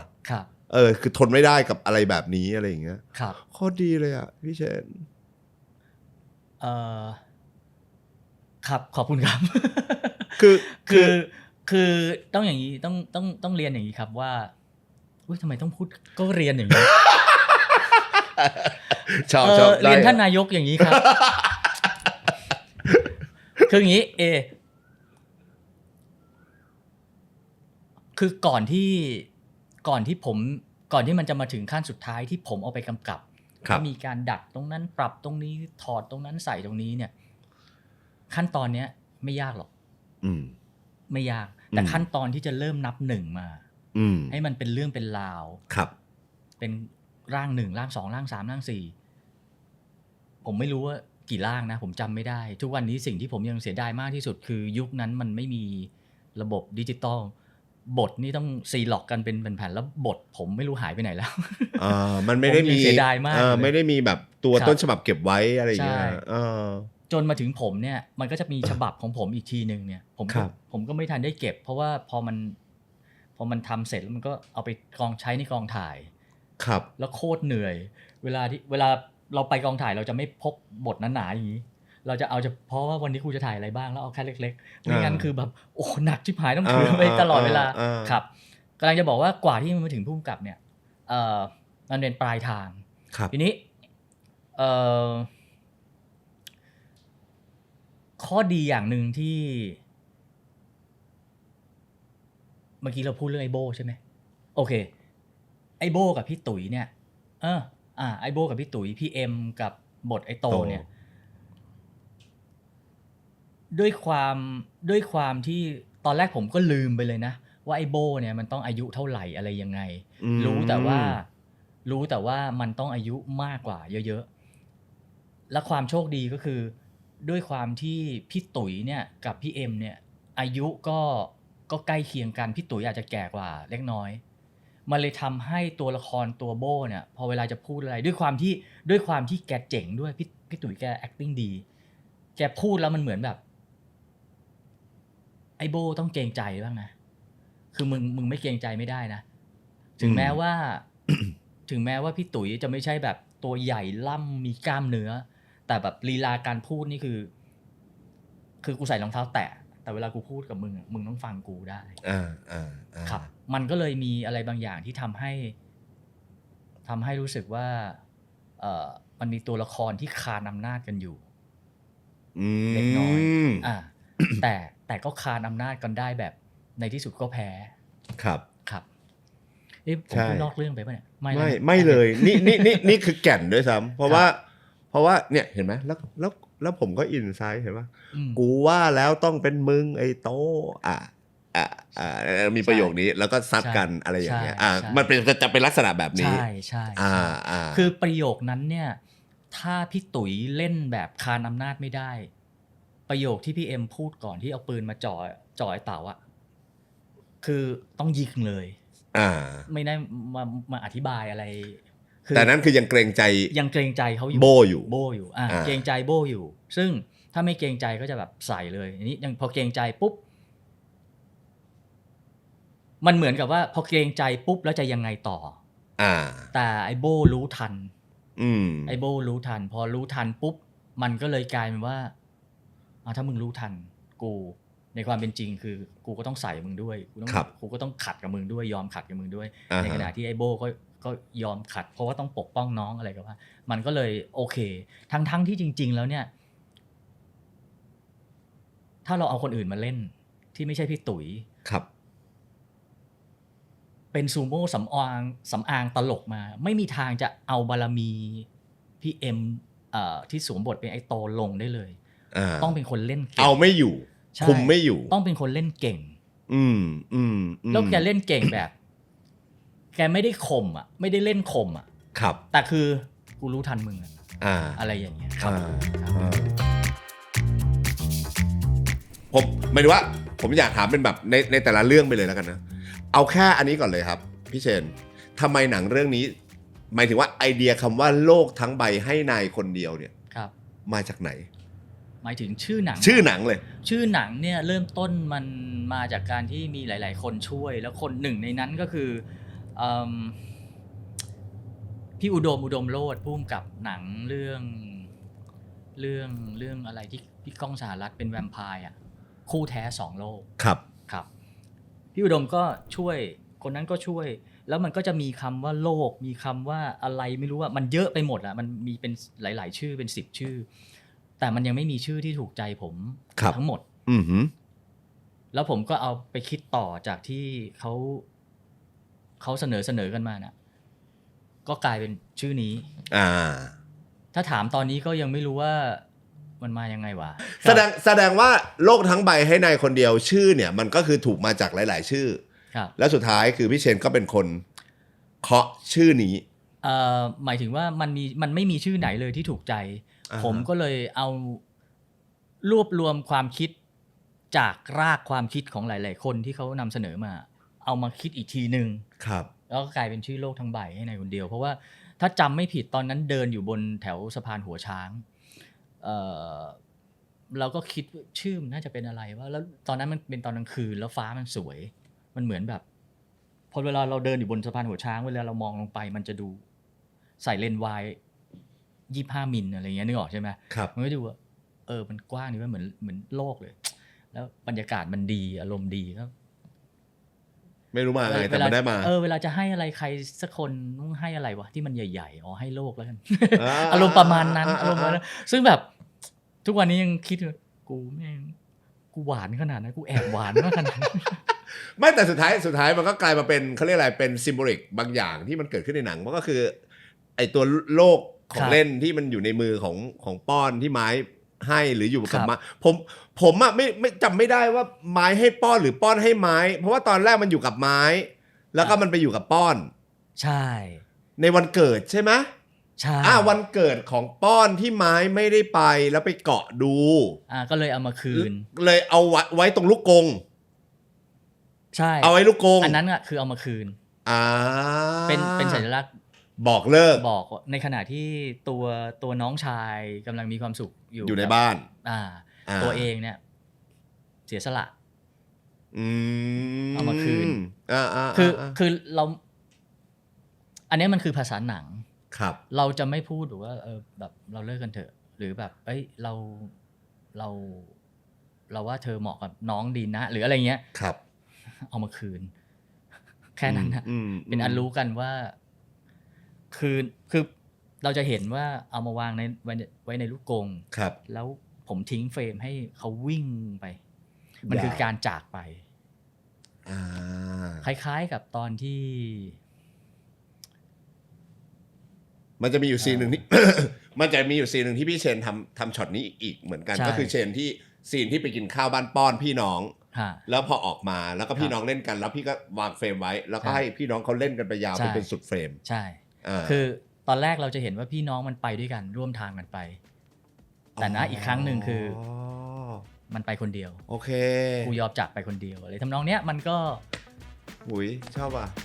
ได้ดูอินไซต์พุ่งกับดีประโยคมีมไม่พูดถึงก็ไม่ได้เพราะว่าทุกวันนี้พี่เต๋ากับพี่นุ๊กยังต้องพูดในทุกคอนเสิร์ตเราไม่ได้รักใครง่ายๆอย่างที่นายคิดนะ โคตรคลาสสิกคนลุกเลยผมพูดประโยค ไอ้เหี้ยดูหนังเข้ากี่รอบพอคือดูจนพรุนอ่ะแต่พอเวลาประโยคนี้มานะในหนังนะก็ขนลุกทุกครั้งแล้วก็กลายเป็นว่าทุกคอนเสิร์ตที่พี่เต๋าจะร้องเพลงโลกทั้งใบหรือเวลามีพี่นุ๊กมารับเชิญประโยคนี้จะถูกพูดขึ้นมาในทุกคอนเสิร์ตไม่ว่าจะเป็นคอนเสิร์ตเล็กคอนเสิร์ตใหญ่เราไม่ได้รักใครง่ายๆอย่างที่ในมันมายังไงครับพี่มันโคตรคลาสสิกเลยมันเป็นความบังเอิญมากคืออย่างนี้อย่างที่บอกว่าเวลาพุ่มกับเอางานมาเรียบเรียงให้เป็นตัวเองอ่ะก็จะใส่นู่นเติมนี่ตัดนั่นซีนเนี้ยหลังจากที่ผมไปดูโลเคชั่นมาเสร็จเรียบร้อยแล้วผมก็มีภาพในหัวว่าเราจะวางกล้องยังไงเดี๋ยวเราจะไปมุมไหนแล้วก็พระเอกจะยืนตรงไหนแล้วก็ภาพในหัวมันก็จะมาแล้วก็มันก็จะมีภาพที่มันก็จะมีสิ่งที่มันมีอยู่ในบทเดิมก็คือมาล่ำลาใช่ไหมฮะตัวพระเอกก็จะพูดว่าเราเหมือนเราต้อยต่ำกว่าไม่นู่นนี่นั่นอะไรเงี้ยผมก็เห็นมองเป็นภาพนางเอกที่จะต้องเดินสโลว์ออกไปเดินแบบเดินออกไปอ่ะแล้วดนตรีขึ้นเพลงขึ้นตามภาษาของคนเคยทำมิวสิกวิดีโอมาครับมันก็จะมีจังหวะนี้มีจังหวะนี้ทีนี้อยู่ดีๆนุ๊กมันจะเดินออกไปเลยเนี่ยมันก็ไม่ใช่มันก็แบบมันเหมือนแบบมันต้องพูดอะไรสักคำนึงว่ะพูดอะไรดีวะนี่แล้วกันแล้วคำเนี้ยก็เขียนไปทั้งที่เราก็ไม่ใช่ผู้หญิงนะครับก็เขียนไปเราไม่ได้รักใครง่ายๆอย่างที่นายคิดนะเว้ยประมาณเนี้ยมันก็เลยกลายเป็นตรงนั้นแต่ว่าต้องบอกก่อนว่ามันเป็นความฟุกมันเป็นความบังเอิญที่เป็นโดนใจหลายๆคนครับแล้วมันก็ไม่ใช่ความสามารถอะไรของผมเลยเนื่องจากว่าผมขอยกเครดิตให้กับคนเขียนบทเพราะเขาเขียนบทมาแล้วทำให้ผมสามารถที่จะเอาบทเหล่านั้นเนี่ยมาพัฒนาปรับในขั้นชูตติ้งสคริปต์ครับได้มันก็เลยทำให้ผมต่อยอดได้ด้วยประโยคเพียงแค่ประโยคเดียวซึ่งจริงๆพี่เชนก็ไม่ได้ตั้งใจว่าเฮ้ยประโยคเนี้ยมันจะกลายเป็นไม่เลย golden word อะไรอย่างเงี้ยไม่เลยมันก็คือหนึ่งซีนก่อนเข้าเพลงเอาง่ายๆใช่มันก็แค่1ซีนกับ1ประโยคก่อนเข้าเพลงมันก็แค่ประโยคเหมือนกับมึงประกบกูบินอะไรอย่างเงี้ยแล้วก็เหมือนประโยคอื่นๆที่มันจำเป็นจะต้องมีบ้างอะไรอย่างเงี้ยเหมือนเป็นความอึดอัดของตัวละครแล้วจะต้องพูดอะไรออกมาสักประโยคนึงบ้าอะไรอย่างทำนองนั้นถ้าเป็นยุคนี้หรือเป็นหนังอะไรอย่างเงี้ยก็จะแบบแม่งเอ้ยอะไรอย่างเงี้ยแล้วก็เดินออกมาอะไรอย่างเงี้ยแต่ภาษาหนังไม่ได้พี่คงไม่พูดอย่างนั้นป้อนคงไม่พูดอย่างนั้นใช่ครับก็มันเป็นความบังเอิญครับเป็นความฟุกแล้วมันกลายเป็นซีนเขาเรียกอะไรเป็นซีนโชว์ทุกโชว์เนอะครับเพราะว่าในหนังคือเราไม่ได้รักใครอย่างที่นายเราไม่ได้รักใครง่ายๆอย่างที่นายคิดนะแล้วปอนก็เดินออกไปภาพก็สโลว์ดนตรีก็ตื้อดึงขึ้นมาปึ้งคอนเสิร์ตก่อนจะขึ้นเพลงนี้ก็ต้องเราไม่ได้รักทุกคอนเสิร์ตมันกลายเป็นแบบว่าอินโทรของเพลงนี้ไปเลยอ่ะครับครับใช่ก็เป็นเพราะเพลงดีด้วยใช่ไหมเป็นเพราะเพลงดีด้วยแหละแต่โลกทั้งใบให้นายคนเดียวเอาเทรนด์ของเพลงในยุคนั้นก็ต้องบอกว่าเพลงดีจริงๆครับแล้วมันมีทุกอย่างที่ควรจะมีในการทำเพลงประกอบภาพยนตร์ในยุคนั้นใช่โลกทั้งใบให้นายคนเดียวมีเวอร์ชั่นผู้ชายคือพี่เต๋าแล้วก็จะมีอีกเวอร์ชั่นผู้หญิงด้วยนุกซึ่งเนื้อหาก็จะเปลี่ยนเนื้อเพลงเปลี่ยนแต่ท่อนฮุกเหมือนกันใช่เปลี่ยนนิดๆหน่อยๆให้เป็นผู้หญิงเหมือนเพลงแก้เหมือนอารมณ์เพลงแก้ถูกไหมครับแล้วก็จะมีที่ตรงนี้มีพี่เชนเริ่มบอกกูเจอโรคจิตป่ะวะรู้ดีกว่ากูอีกผมอินไงเราเราดีแบบแล้วก็แบบกระแสก็ดีตอนนั้นน่ะพี่เชนครับโลกทั้งใบให้นายคนเดียวอ่ะ เอากระแสฟีดแบ็กที่พี่ได้รับหลังจากที่แบบหนังปล่อยออกไปในช่วงแรกเมื่อปี38อะไรอย่างเงี้ย ก่อนเข้าฟีดแบ็กเนี่ยผมขอพูดถึงเรื่องเพลงกับพูดถึงเรื่องการถ่ายภาพของหนังเรื่องนี้ได้ไหมได้เลย เอา ผมอยากรู้มาก ก่อนไปเรื่องเพลงเอาเรื่องถ่ายภาพก่อนละ ๆครับ คือไม่พูดไม่ได้เลย คน อ่าฮะ ที่สร้างงานภาพให้ได้อารมณ์ตามหนังเนี่ยคือผู้กำกับภาพคือตากล้อง อ่าฮะ ที่จะเป็นคนดีไซน์งานภาพร่วมกับผู้กำกับ อืม พี่สุทัศน์เนี่ยอินทรานุปกรณ์เนี่ย ครับ คือสุดโคตรอ่ะคือเจ๋งมากอ่ะคือแกสอนผมหลายอย่างในการทำงานร่วมกันผมแอบดูแกทำงานนู่นนี่นั่นแล้วรู้สึกว่าแบบเก่งว่ะ อืม พี่สุทัศน์เก่งว่ะครับแล้วก็ผมไปชวนแกมาทำหนังเรื่องนี้ หลังจากที่แกถ่ายหนังปอบนู่นปอบนี่นะ อ๋อหลายคนแบบมองว่ามันเป็นหนังแบบทุนต่ำ ครั แต่ บ จริงๆคือถ้าเกิดใครไม่ได้ไปดูปอบแล้วดูเรื่องงานกำกับภาพงานแสงการจัดแสงสุดยอดสวยแล้วคนที่เห็นมูลค่าตรงนี้คือพี่ยังเคิลแล้วพี่ยังเคิลเป็นคนมาบอกว่าเฮ้ยราเชนชวนพี่สุทัศน์มาถ่ายไหมคือตอนนั้นเนี่ยพี่สุทัศน์แกยังไม่ได้มีเครดิตอะไรมากนัก ครับ แต่ผลงานแกเข้าตาพี่ยังเคิลแล้วพี่ยังเคิลบอกเฮ้ยคนนี้พี่ว่าเจ๋ง แล้วภาษาภาพของโลกทั้งใบมันก็ดีมากจริง ใช่แล้วมาลองทำงานด้วยกันพอทำงานด้วยกันแบบโหผมอยากได้อะไรแกตอบให้ยิ่งกว่าที่ผมอยากได้อ่ะ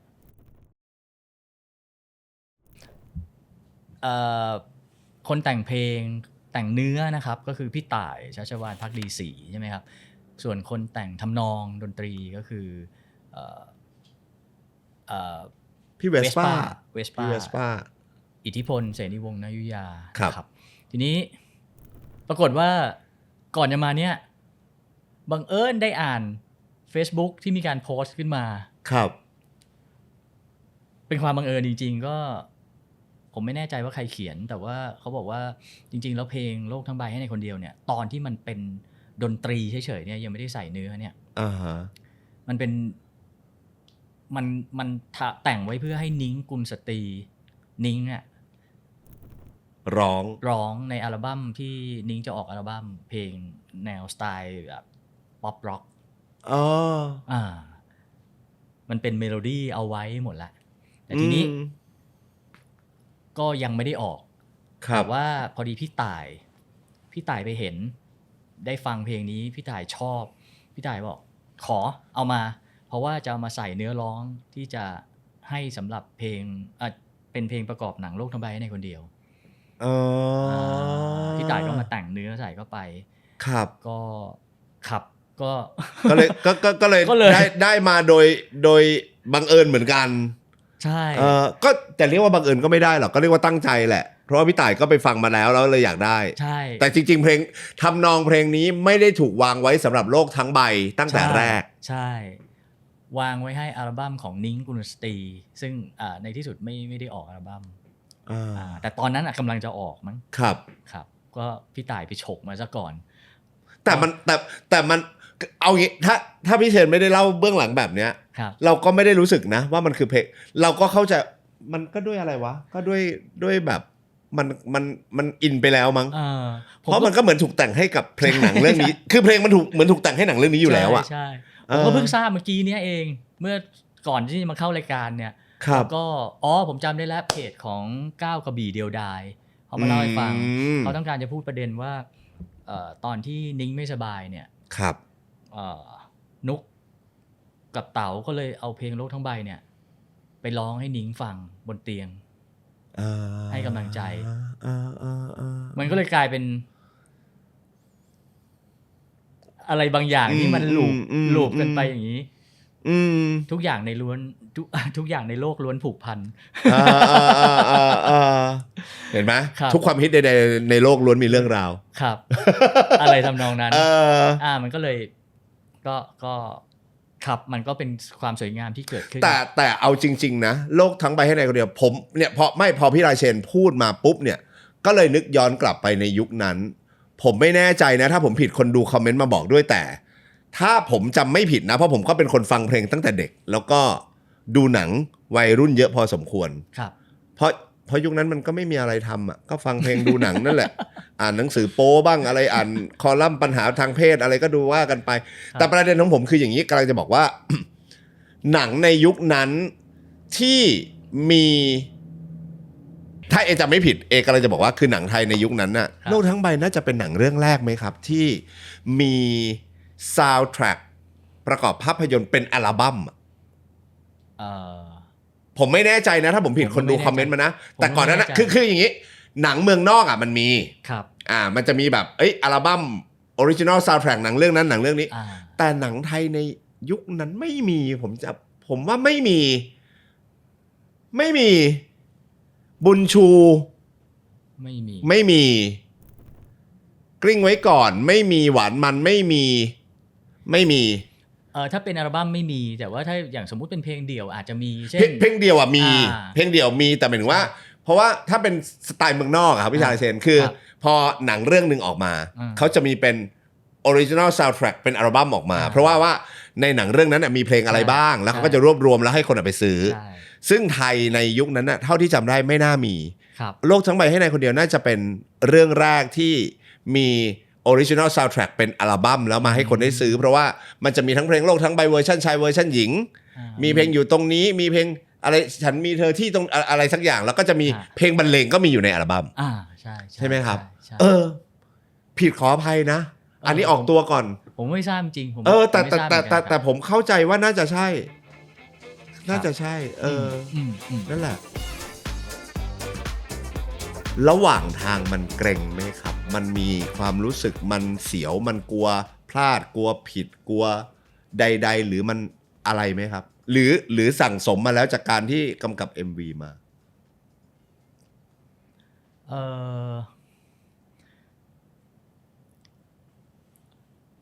ทำไปแบบไม่ได้คาดหวังไม่ได้คาดว่าทำเสร็จแล้วมันจะต้องทำเงินเท่าไหร่อะไรยังไงขอแค่มันไม่ขาดทุนก็พอโอกาสมันมาด้วยตอนนั้นหนังไทยทำเงินอย่างเช่นบุญชูอะไรอย่างเงี้ยนะครับซึ่งก็อยู่ที่3ทำรายได้ในเฉพาะในกรุงเทพและปริมณฑลอยู่ที่30ล้านเนี่ยก็ถือว่าสูงมากแล้วผมก็ไม่เคยคิดว่าเราจะทำไปได้ถึง30ล้านหรือเปล่าผมก็แค่แบบบริษัทไม่ขาดทุนผมก็แฮปปี้แล้วตอนที่ผมทำเนี่ยผมก็ทำอยู่บนพื้นฐานของการที่ไม่รู้อะไรเลยและมีคนมาช่วยเยอะมากครับอย่างที่บอกว่ามีปรมาจารย์เจไดมาตั้งหลายคนมีพี่สุทัศน์มาช่วยถ่ายให้ครับงานอารมณ์หนังมันถึงออกมาได้ขนาดนั้นมีนักแสดงทุกท่านมาช่วยเล่นครับมีทีมงานซึ่งหลายคนเป็นทีมงานใหม่ไม่เคยทำหนังมาก่อนทีมงานที่เคยทำหนังมาอย่างเช่นพี่สุทัศน์หรือพี่จ้อยซึ่งมาในส่วนของภาพพี่จ้อยเป็นผู้ช่วยพี่สุทัศน์เนี่ยนอกนั้นเนี่ยโปรดิวเซอร์คนทำผู้ช่วยหรืออะไรก็อาจจะแบบประสบการณ์ยังน้อยอยู่ยังเคยทำหนังบ้างอย่างอิ๋วก็เคยทำหนังมาบ้างแต่ก็อาจจะประสบการณ์ยังไม่มากนักอาจจะฝึกงานกองถ่ายมาอะไรเงี้ยทุกคนล้วนเป็นเด็กครับไม่ใช่ผมคนเดียวทุกคนล้วนอายุน้อยหมดเลยอายุมากที่สุดในกองถ่ายที่เป็นทีมงานนี่น่าจะเป็นพี่สุทัศน์ซึ่งตอนนั้นอายุราว40ครับพี่สุทัศน์กับพี่จ้อย ก็เป็นเหมือนพี่ที่มาสอนน้องๆอีกทีนึงครับแต่ความคาดหวังของพี่ราเชนตอนนั้นก็คือโอกาสมาฉันก็ทำและขอแค่ไม่ขาดทุนโอเคแล้วใช่แต่ปรากฏว่าโลกทั้งใบให้นายคนเดียวอันนี้ผมไม่แน่ใจแต่ตามตัวเลขเนี่ยอยากถามผู้กำกับเหมือนกันเพราะในตัวเลขในข้อมูลวิกิพีเดียบอกว่าทำรายได้55ล้านครับอันนี้คือทั่วประเทศหรือเฉพาะกรุงเทพปริมณฑลกรุงเทพและปริมณฑลคือสมัยก่อนใช้คำว่าสมัยก่อนแล้วดูแก่มันต้องสมัยก่อนพี่30 ปี คือเอางี้หนังเรื่องนี้เอางี้ไออีดิเตอร์ผมนั่งอยู่ตรงเนี้ยยังไม่เกิดเลย แม่งยังไม่เกิดเลยไอ้นั่นนะ ไอ้นี่ก็ยังไม่เกิดเอางี้ รอ55แสดงว่าสมัยก่อนในยการวัดรายได้ของหนังก็คือจะวัดแค่พื้นที่กรุงเทพปริมณฑลเป็นหลักใช่ครับตัวเลขที่เอามาบอกกันว่า เช่นล้านแล้วจ้าสมัยก่อนของนะฮะอันนั้นนี่คือแบบยุค80เลยแต่พอยุค90ล้านแล้วจ้านี่ยุค70เลยพอมันไต่ระดับขึ้นมาเป็น5ล้าน10ล้าน20 30 50พวกนี้ก็ยังวัดรายได้จากกรุงเทพและปริมณฑลอยู่เนื่องจากว่าณตอนนั้นเนี่ยเรายังใช้ระบบสายหนังกันเยอะมากหมายความว่านอกเหนือจากกรุงเทพและปริมณฑลอีก76จังหวัดของประเทศไทยเนี่ยจะมีการซื้อหนังไปคือสายหนังแต่ละสายเหนือสายตะวันออกเฉียงเหนือสายตะวันออกสายใต้เขาจะมาซื้อหนังจากเราไปเหมือนซื้อเหมาอะซื้อเรื่องนี้ไปในราคา1,000,000สมมุติครับแล้วเขาก็เอาไปฉายเขาจะกำไรขาดทุนเป็นเรื่องของเขาใช่ซึ่งเขาจะได้อีกหลาย10ล้านหรืออะไรเท่าไหร่ไม่มีใครรู้ไม่มีใครทราบครับเพราะเขาไม่บอกแสดงว่าฉะนั้นการนับรายได้มันจะวัดได้แค่จากกรุงเทพที่มันมาจากเซ็นเตอร์ใช่แต่ก็ต้องบอกว่า55ล้านกรุงเทพและปริมณฑลในยุคนั้นเนี่ยคือฟังมาในยุคเนี้ยโหยกระจอก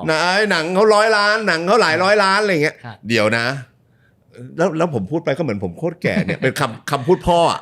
ยุคนั้นก๋วยเตี๋ยว5 บาทนะเว้ยยุคนั้นก๋วยเตี๋ยว10 บาทนะเว้ยอะไรอย่างเงี้ยวันนี้ก๋วยเตี๋ยว50ครับอะไรอย่างเงี้ยเราก็ต้องนับค่าเงินที่มันผันเปลี่ยนไปด้วยอะไรอย่างเงี้ยประมาณสัก10 กว่าปีมานี้15ปีมานี้มั้งครับที่จะเริ่มมีการถึง15มั้ยช่วงนเรศวรช่วงพี่มากที่จะเริ่มมีการให้ข้อมูลตัวเลขรายได้จากทั่วประเทศจะไม่ใช่แค่เฉพาะกรุงเทพและปริมณฑลละมาจนถึงปัจจุบันก็จะเป็นตัวเลขที่ทั่วประเทศละทั่วประเทศเนื่องมาจากว่าตอนนี้เรามีค่ายใหญ่ก็คือเครือเมเจอร์ซึ่งไปเปิดโรงหนังในทุกพื้นที่ทั่วประเทศไทยระบบสายหนังก็จะค่อยๆหายไปพอเมเจอร์เขาเห็นภาพรวมทั่วประเทศเขาก็จะเอาตัวเลขมารวมให้ดูได้ว่าตอนนี้ทั่วประเทศได้เท่านี้เท่านั้นเท่านี้ก็ครับตัวเลขที่ตอนนี้โปรโมทกันอยู่ก็จะเป็นตัวเลขทั้งประเทศแต่ถ้าเกิดย้อนกลับไปตอนสมัยโลกทั้งใบมันคือแค่กรุงเทพปริมณฑลครับความรู้สึกพี่ในปีนั้นมันเป็นยังไงอะอยากรู้จริงๆพราวไหมกูเก่งใช่ไหมเลยว่าไม่มันชมตัวเองได้นะคนเราอ่ะมันเปิดโอกาสในอีกหลายๆอย่างแล้วก็ผมรู้ตัวอยู่ตลอดเวลาว่าผมกลางๆผมเป็นผู้ชายกลางๆเพราะฉะนั้นผมรู้ว่าใครอยู่เบื้องหลังบ้างรู้ว่าความสำเร็จทั้งหมดมันไม่ได้เกิดจากเราคนเดียวใช่ผมรู้ว่าถ้าไม่ใช่ RS เป็นผู้สร้างถ้าไม่ใช่เป็นเฮียฮอที่มาดูแลทุกสิ่งทุกอย่างด้วยตัวเองในแง่ของการลงทุนใ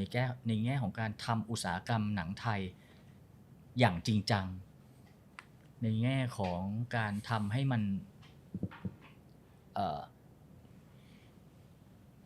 คือหนังกับเพลงไปด้วยกันมันก็ช่วยทั้งอุตสาหกรรมหนังและอุตสาหกรรมเพลงครับถ้าไม่มีพี่ปรัชญาปิ่นแก้วถ้าไม่มีพี่อังเคิลถ้าไม่มีพี่ปื๊ดมึงไปช่วยเชนมันหน่อยถ้าไม่มีประโยคนี้ ก็ไม่มีผมถ้าไม่มีทีมงานไม่มีพี่สุทัศน์ไม่มีปุ๊กกี้ไม่มีอิ๋วไม่มีพี่จอยไม่มีโคพี่ปุ่นอีกตั้งหลายท่านไม่มีนักแสดงคือพูดอย่างนี้แล้วเหมือนเฮ้ยพูดเอาหล่อเปล่าวะพูดเอาเท่พูดเอาแบบผมพูดอย่างนี้มาตั้งแต่เมื่อ30 ปีที่แล้วละที่เพราะมันเป็นอย่างนั้นจริงๆเพราะมันเป็นอย่างนั้นจริงๆครับ อยากบอกอะไรกับแฟนๆไหมครับ30 ปีผ่านมาปีนี้ปีที่30ด้วยโลกทั้งใบให้นายคนเดียวหรือเอางี้ดีกว่าอยากบอกอะไรกับหนังโลกทั้งใบ ในฐานะผู้ ผม กำกับ ผมเติบโตมากับสาขาวิชาภาพยนตร์ที่ IS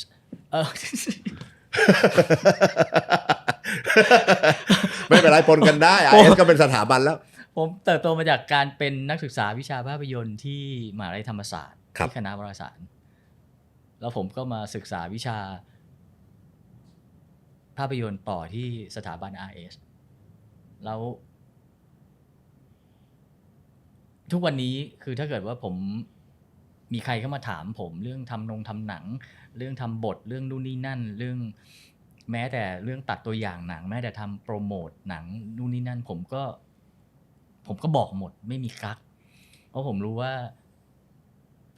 สิ่งที่ผมเคยได้มามันถึงเวลาที่ผมจะต้องให้คืนกับน้องๆเด็กๆบ้างซึ่งก็ทำมาอย่างนี้ทำมาจริงๆก็ทำมาหลายปีแล้วนะครับผมทำงานประจำอยู่ที่ IS ด้วยผมเป็น Creative Group Head ครับ แล้วหลังจากทำหนังเรื่องนี้เสร็จผมก็กลับไปทำงานต่อแล้วผมก็ถูกโปรโมทเป็นหัวหน้าแผนกจนเป็นผู้จัดการฝ่ายสร้างสรรค์ร่วมกับพี่ปีเตอร์ที่ทำเด็กระเบิดยืดระยึดเนี่ยนะครับก็เป็นฝ่ายสร้างสรรค์ช่วยกันดู2 คน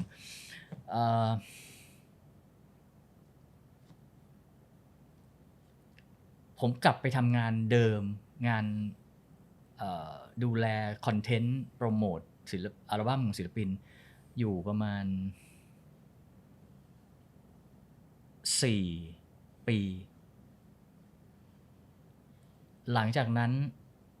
ผมก็รู้สึกว่าผมอยากทำหนังอยากกลับมาทำหนังแล้วแต่การทำหนังณวันนั้นเนี่ยมันไม่สามารถเลี้ยงชีวิตได้นั่นคือเหตุผลที่ผมยังต้องกลับไปทำงานประจำอยู่แล้วผมก็เคยคิดว่ากลางวันผมจะทำงานประจำเกี่ยวกับโปรโมทอัลบั้มเพลงทำงานเนี่ยแหละดูแนวคิดจะโปรโมทอัลบั้มนู้นอัลบั้มนี้ยังไงส่วนกลางคืนผมจะทำหนังผมจะคิดเรื่องหนังแต่เอาเข้าจริงๆผมทำไม่ได้มันกินเวลาไป4 ปีจนวันหนึ่งผมก็เดินเข้าไปหาเฮียฮอเฮียครับผมอยากทำหนังผมก็เลยอาจจะขอลาออกไปทำหนังได้ไหมครับเฮียก็บอกกับผมว่าใจเย็นๆเชนขอเวลาเฮียอาทิตย์หนึ่งหลังจากนั้นเฮียก็เรียกผมเข้าไปคุยแล้วเฮียก็บอกว่าเดี๋ยวเฮียจะเปิดบริษัทหนังให้ซึ่งคือบริษัทอาวองที่ทำหนังมือปืนโลกพระจันทร์ทำหนังผี3 บาททำหนังพันล็อกหน้าย่นครับ บาก็เฮียรู้ว่าเฮียพูดอยู่มาประโยคนึงซึ่งผมจำไม่มีลืมเลยเฮียบอกว่าเดี๋ยวเฮียช่วยดูให้ออกไปทำหนังจริงๆอ่ะมันไม่มีเงินเดือนมันลำบากมันไม่มีรายได้แน่นอนเดี๋ยวเฮียช่วยหาเดี๋ยวเฮียคิดวิธีแก้ไขให้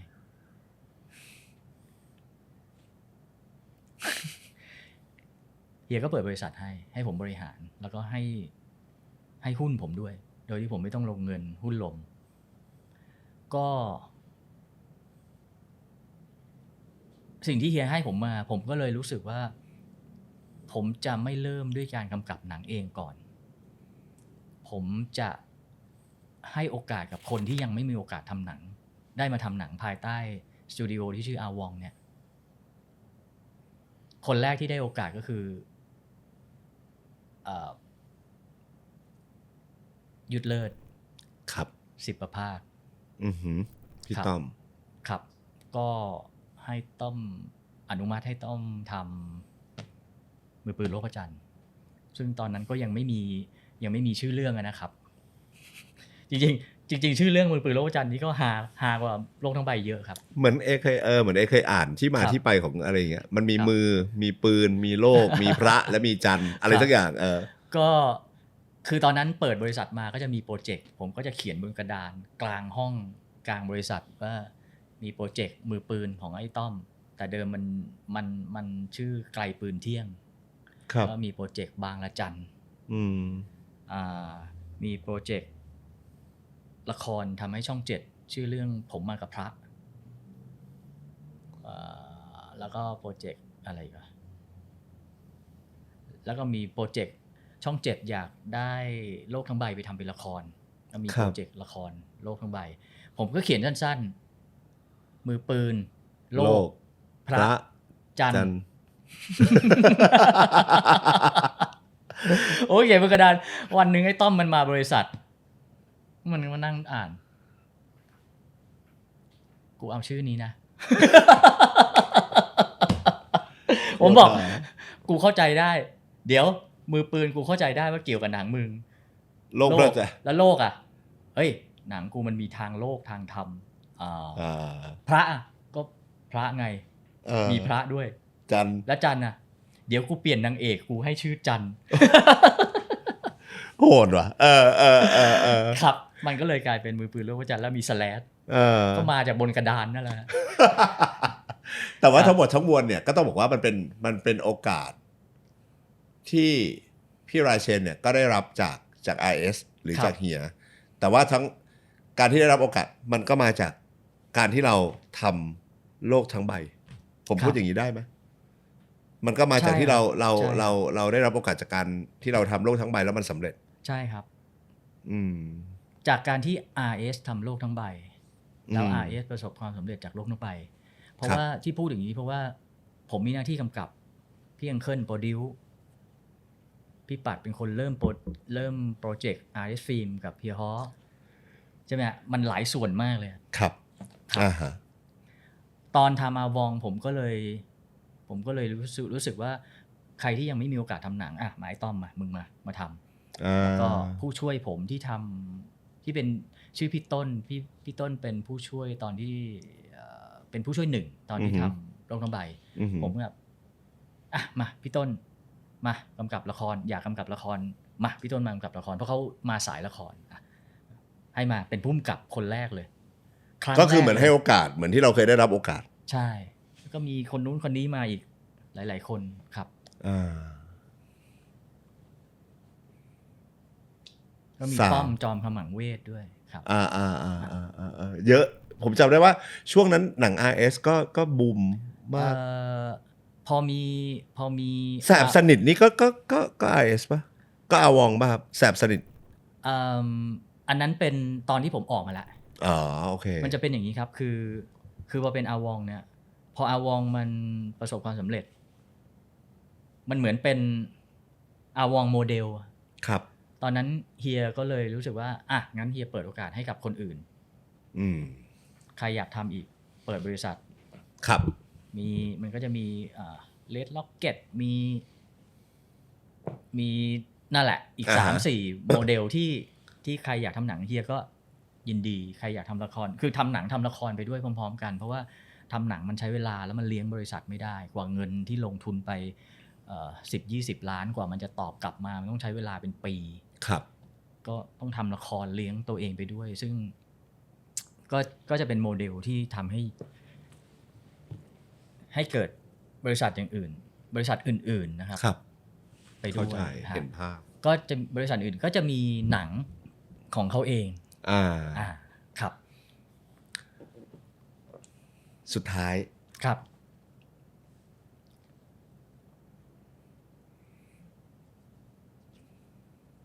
การได้ทำโลกทั้งใบ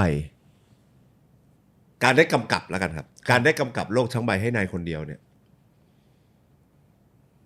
ทั้งหมดทั้งมวลเลยนะผ่านมา30 ปีด้วยนะครับมองย้อนกลับไปการได้กำกับโลกทั้งใบให้นายคนเดียวสำหรับพี่ราเชนเนี่ยพี่ได้อะไรกับมันบ้างได้โอกาสคือผมได้โอกาสตั้งแต่เขาเลือกผมให้เป็นหนึ่งในผู้กำกับของ RS Film แล้วหลังจากนั้นผมก็ได้โอกาสต่อเนื่องในหลายส่วนทั้งในแง่ของงานประจ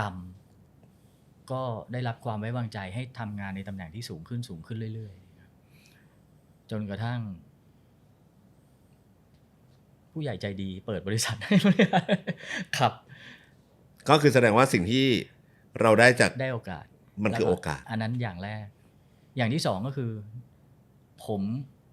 เมื่อผมได้โอกาสมาผมเอาโอกาสเนี้ยส่งต่อให้โอกาสคนอื่นอีก ก็จะเห็นว่าช่วงหลังจากที่ผมมีอาวองแล้วเนี่ยผมอยากทำหนังมาก ครับ แต่ผมไม่สามารถทำหนังตัวเองได้เลย อือหือ เพราะผมต้องมานั่งบริหารหนังเรื่องนี้ ครับ ตั้งแต่คือการเป็นโปรดิวเซอร์หรือการเป็นผู้อำนวยการสร้างเนี่ยมันจะไม่ค่อยถูกโฟกัสเท่าผู้กำกับ ครับ เพราะว่าโดยธรรมชาติแล้วคือส่วนใหญ่ก็จะแบบผู้กำกับอยู่กับนักแสดงผู้กำกับเป็นคนสั่งให้นักแสดงทำหรือไม่ทำอะไรอะไรเงี้ย ครับ แต่จริงๆแล้วคือตำแหน่งโปรดิวเซอร์หรือผู้อำนวยการสร้างที่ปิดทองหลังพระอยู่เนี่ยเยอะมาก ครับ เพราะโปรดิวเซอร์เขาเริ่มตั้งแต่โปรเจกต์ตั้งแต่เริ่มต้นของโปรเจกต์ อ่าฮะ ไปจนถึงจุดสิ้นสุดของโปรเจกต์ว่ามันจะไปขายที่ไหนจัดจำหน่ายได้เงินมาเท่าไหร่ ครับ ครับ ก็คือได้โอกาสได้ส่งต่อ ได้ส่งต่อโอกาสแต่ที่เสียไปก็คือสูญเสียโอกาสในการจะกำกับหนังของตัวเอง อือหือ ครับ นี่คือน่าจะเป็นสิ่งที่พี่ราเชนได้เนอะจากโลกทั้งใบ ครับ ในมุมมองของแฟนหนังคนหนึ่งก็อย่างที่บอกไปตั้งแต่ตอนต้นแล้วล่ะครับ แต่อย่างที่บอกไปว่า ผมว่าหนังเรื่องนี้มันได้ความสนุกอยู่แล้วแหละและได้กระแสได้ความเป็นตำนานได้นอสซาเจียได้อะไรเต็มไปหมดเลยครับ แต่ว่าผมว่าโลกทั้งใบเมื่อย้อนกลับไปเมื่อ30 ปีที่แล้ว ด้วยความฮิตของมัน แล้วด้วยความที่หนังมันดีมากมันก็เลยฮิตอะแต่ผมว่าพี่ราเชนได้เล่าหมดแล้วแหละว่า สิ่งที่เราได้จริงๆอะผมว่ามันได้การมีส่วนร่วม มันได้ภาพมันได้อารมณ์ แต่เรียลแฟนที่ดูมาโคตรหลาย10 รอบอย่างผมอะ ครับ เรากลับรู้สึกว่าเหมือนเราได้ข้อคิดอะไรบางอย่างจากโลกทั้งใบเหมือนกัน อะไรครับ ผมในมุมของผมได้พื้นฐานของความเป็นเด็กเกเรที่ได้แก่นมันมั้งครับ ว่ามึงจะเกเรยังไงก็ได้นะ แต่ครอบครัวหรือพ่อแม่มึงคือสิ่งที่สำคัญ อันนี้ไม่รู้นะ อันนี้ผมว่าหนังหนึ่งเรื่องทุกคนได้ไม่เหมือนกัน แต่ผมได้ตรงนี้ แล้วผมก็ว่ามันได้คือจริงๆถ้าโลกทั้งใบให้ในคนเดียวจะมองว่าเป็นหนังรักวัยรุ่นก็ได้ครับ แต่ในอีกไซส์สตอรี่หรืออีกไซส์นึง จริงๆไม่ใช่เลย จริงๆมันเป็น Family Content ก็ได้นะครับ ใช่ครับ ผมว่ามันคือหนังครอบครัว จริงๆมันคือ Family Content เป็นหลักเป็นเส้นเรื่องหลัก ผมรู้สึกอย่างนั้นแล้วผมรู้สึกว่าผมได้สิ่งนั้น ครับ นะครับ แล้วก็มันก็หล่อเลี้ยงผมมา ผมจะเฉยยังไงก็แล้วแต่สิ่งที่ผมยึดอ่ะมันคือ Family Content จริงๆมันคือเรื่องครอบครัวจริงๆ ครับ หนังทุกเรื่องมันดีมันมีเสน่ห์มันมีเรื่องราว ไม่อย่างนั้น280 บาทไม่มีวันได้กินจากกระเป๋าผม 14 รอบ แต่ว่าเป็นความทรงจำที่ดีมากแล้วก็ขอบคุณพี่ราเชนมาก ขอบคุณมาก ขอบคุณจริงๆครับที่แบบ ขอบคุณมากๆ ให้เกียรติมามันเป็นความใฝ่ฝันผมมากที่แบบวันหนึ่งฉันอยากคุยเรื่องนี้จังเลย แล้วแบบขอบคุณที่มาเล่าทุกสิ่งทุกอย่างให้ฟังครับขอบคุณครับ ยังไม่หมดนะครับ มีอะไรเงี้ย ขอบคุณมากครับ ขอบคุณครับ ขอบคุณจริงๆนี่คือผมก็เพิ่งคือพอเวลาสมมุติว่าถ้าผมคุยกับเอแล้วเอไม่เคยดูหนังเรื่องนี้มามันก็จะคุยผมจะพูดไปปุ๊บเอจะไม่เก็ตเนาะ ใช่ ไหม ใช่ แต่พอเอเก็ตปุ๊บมันเลยทำให้ผมนึกออกอะไรตั้งหลายอย่าง ผมรู้เยอะกว่าที่พี่คิด ใช่ ต้องเรียกว่า คุณรู้เยอะกว่าผม ขอบคุณครับพี่เจน ขอบคุณครับ ขอบคุณครับ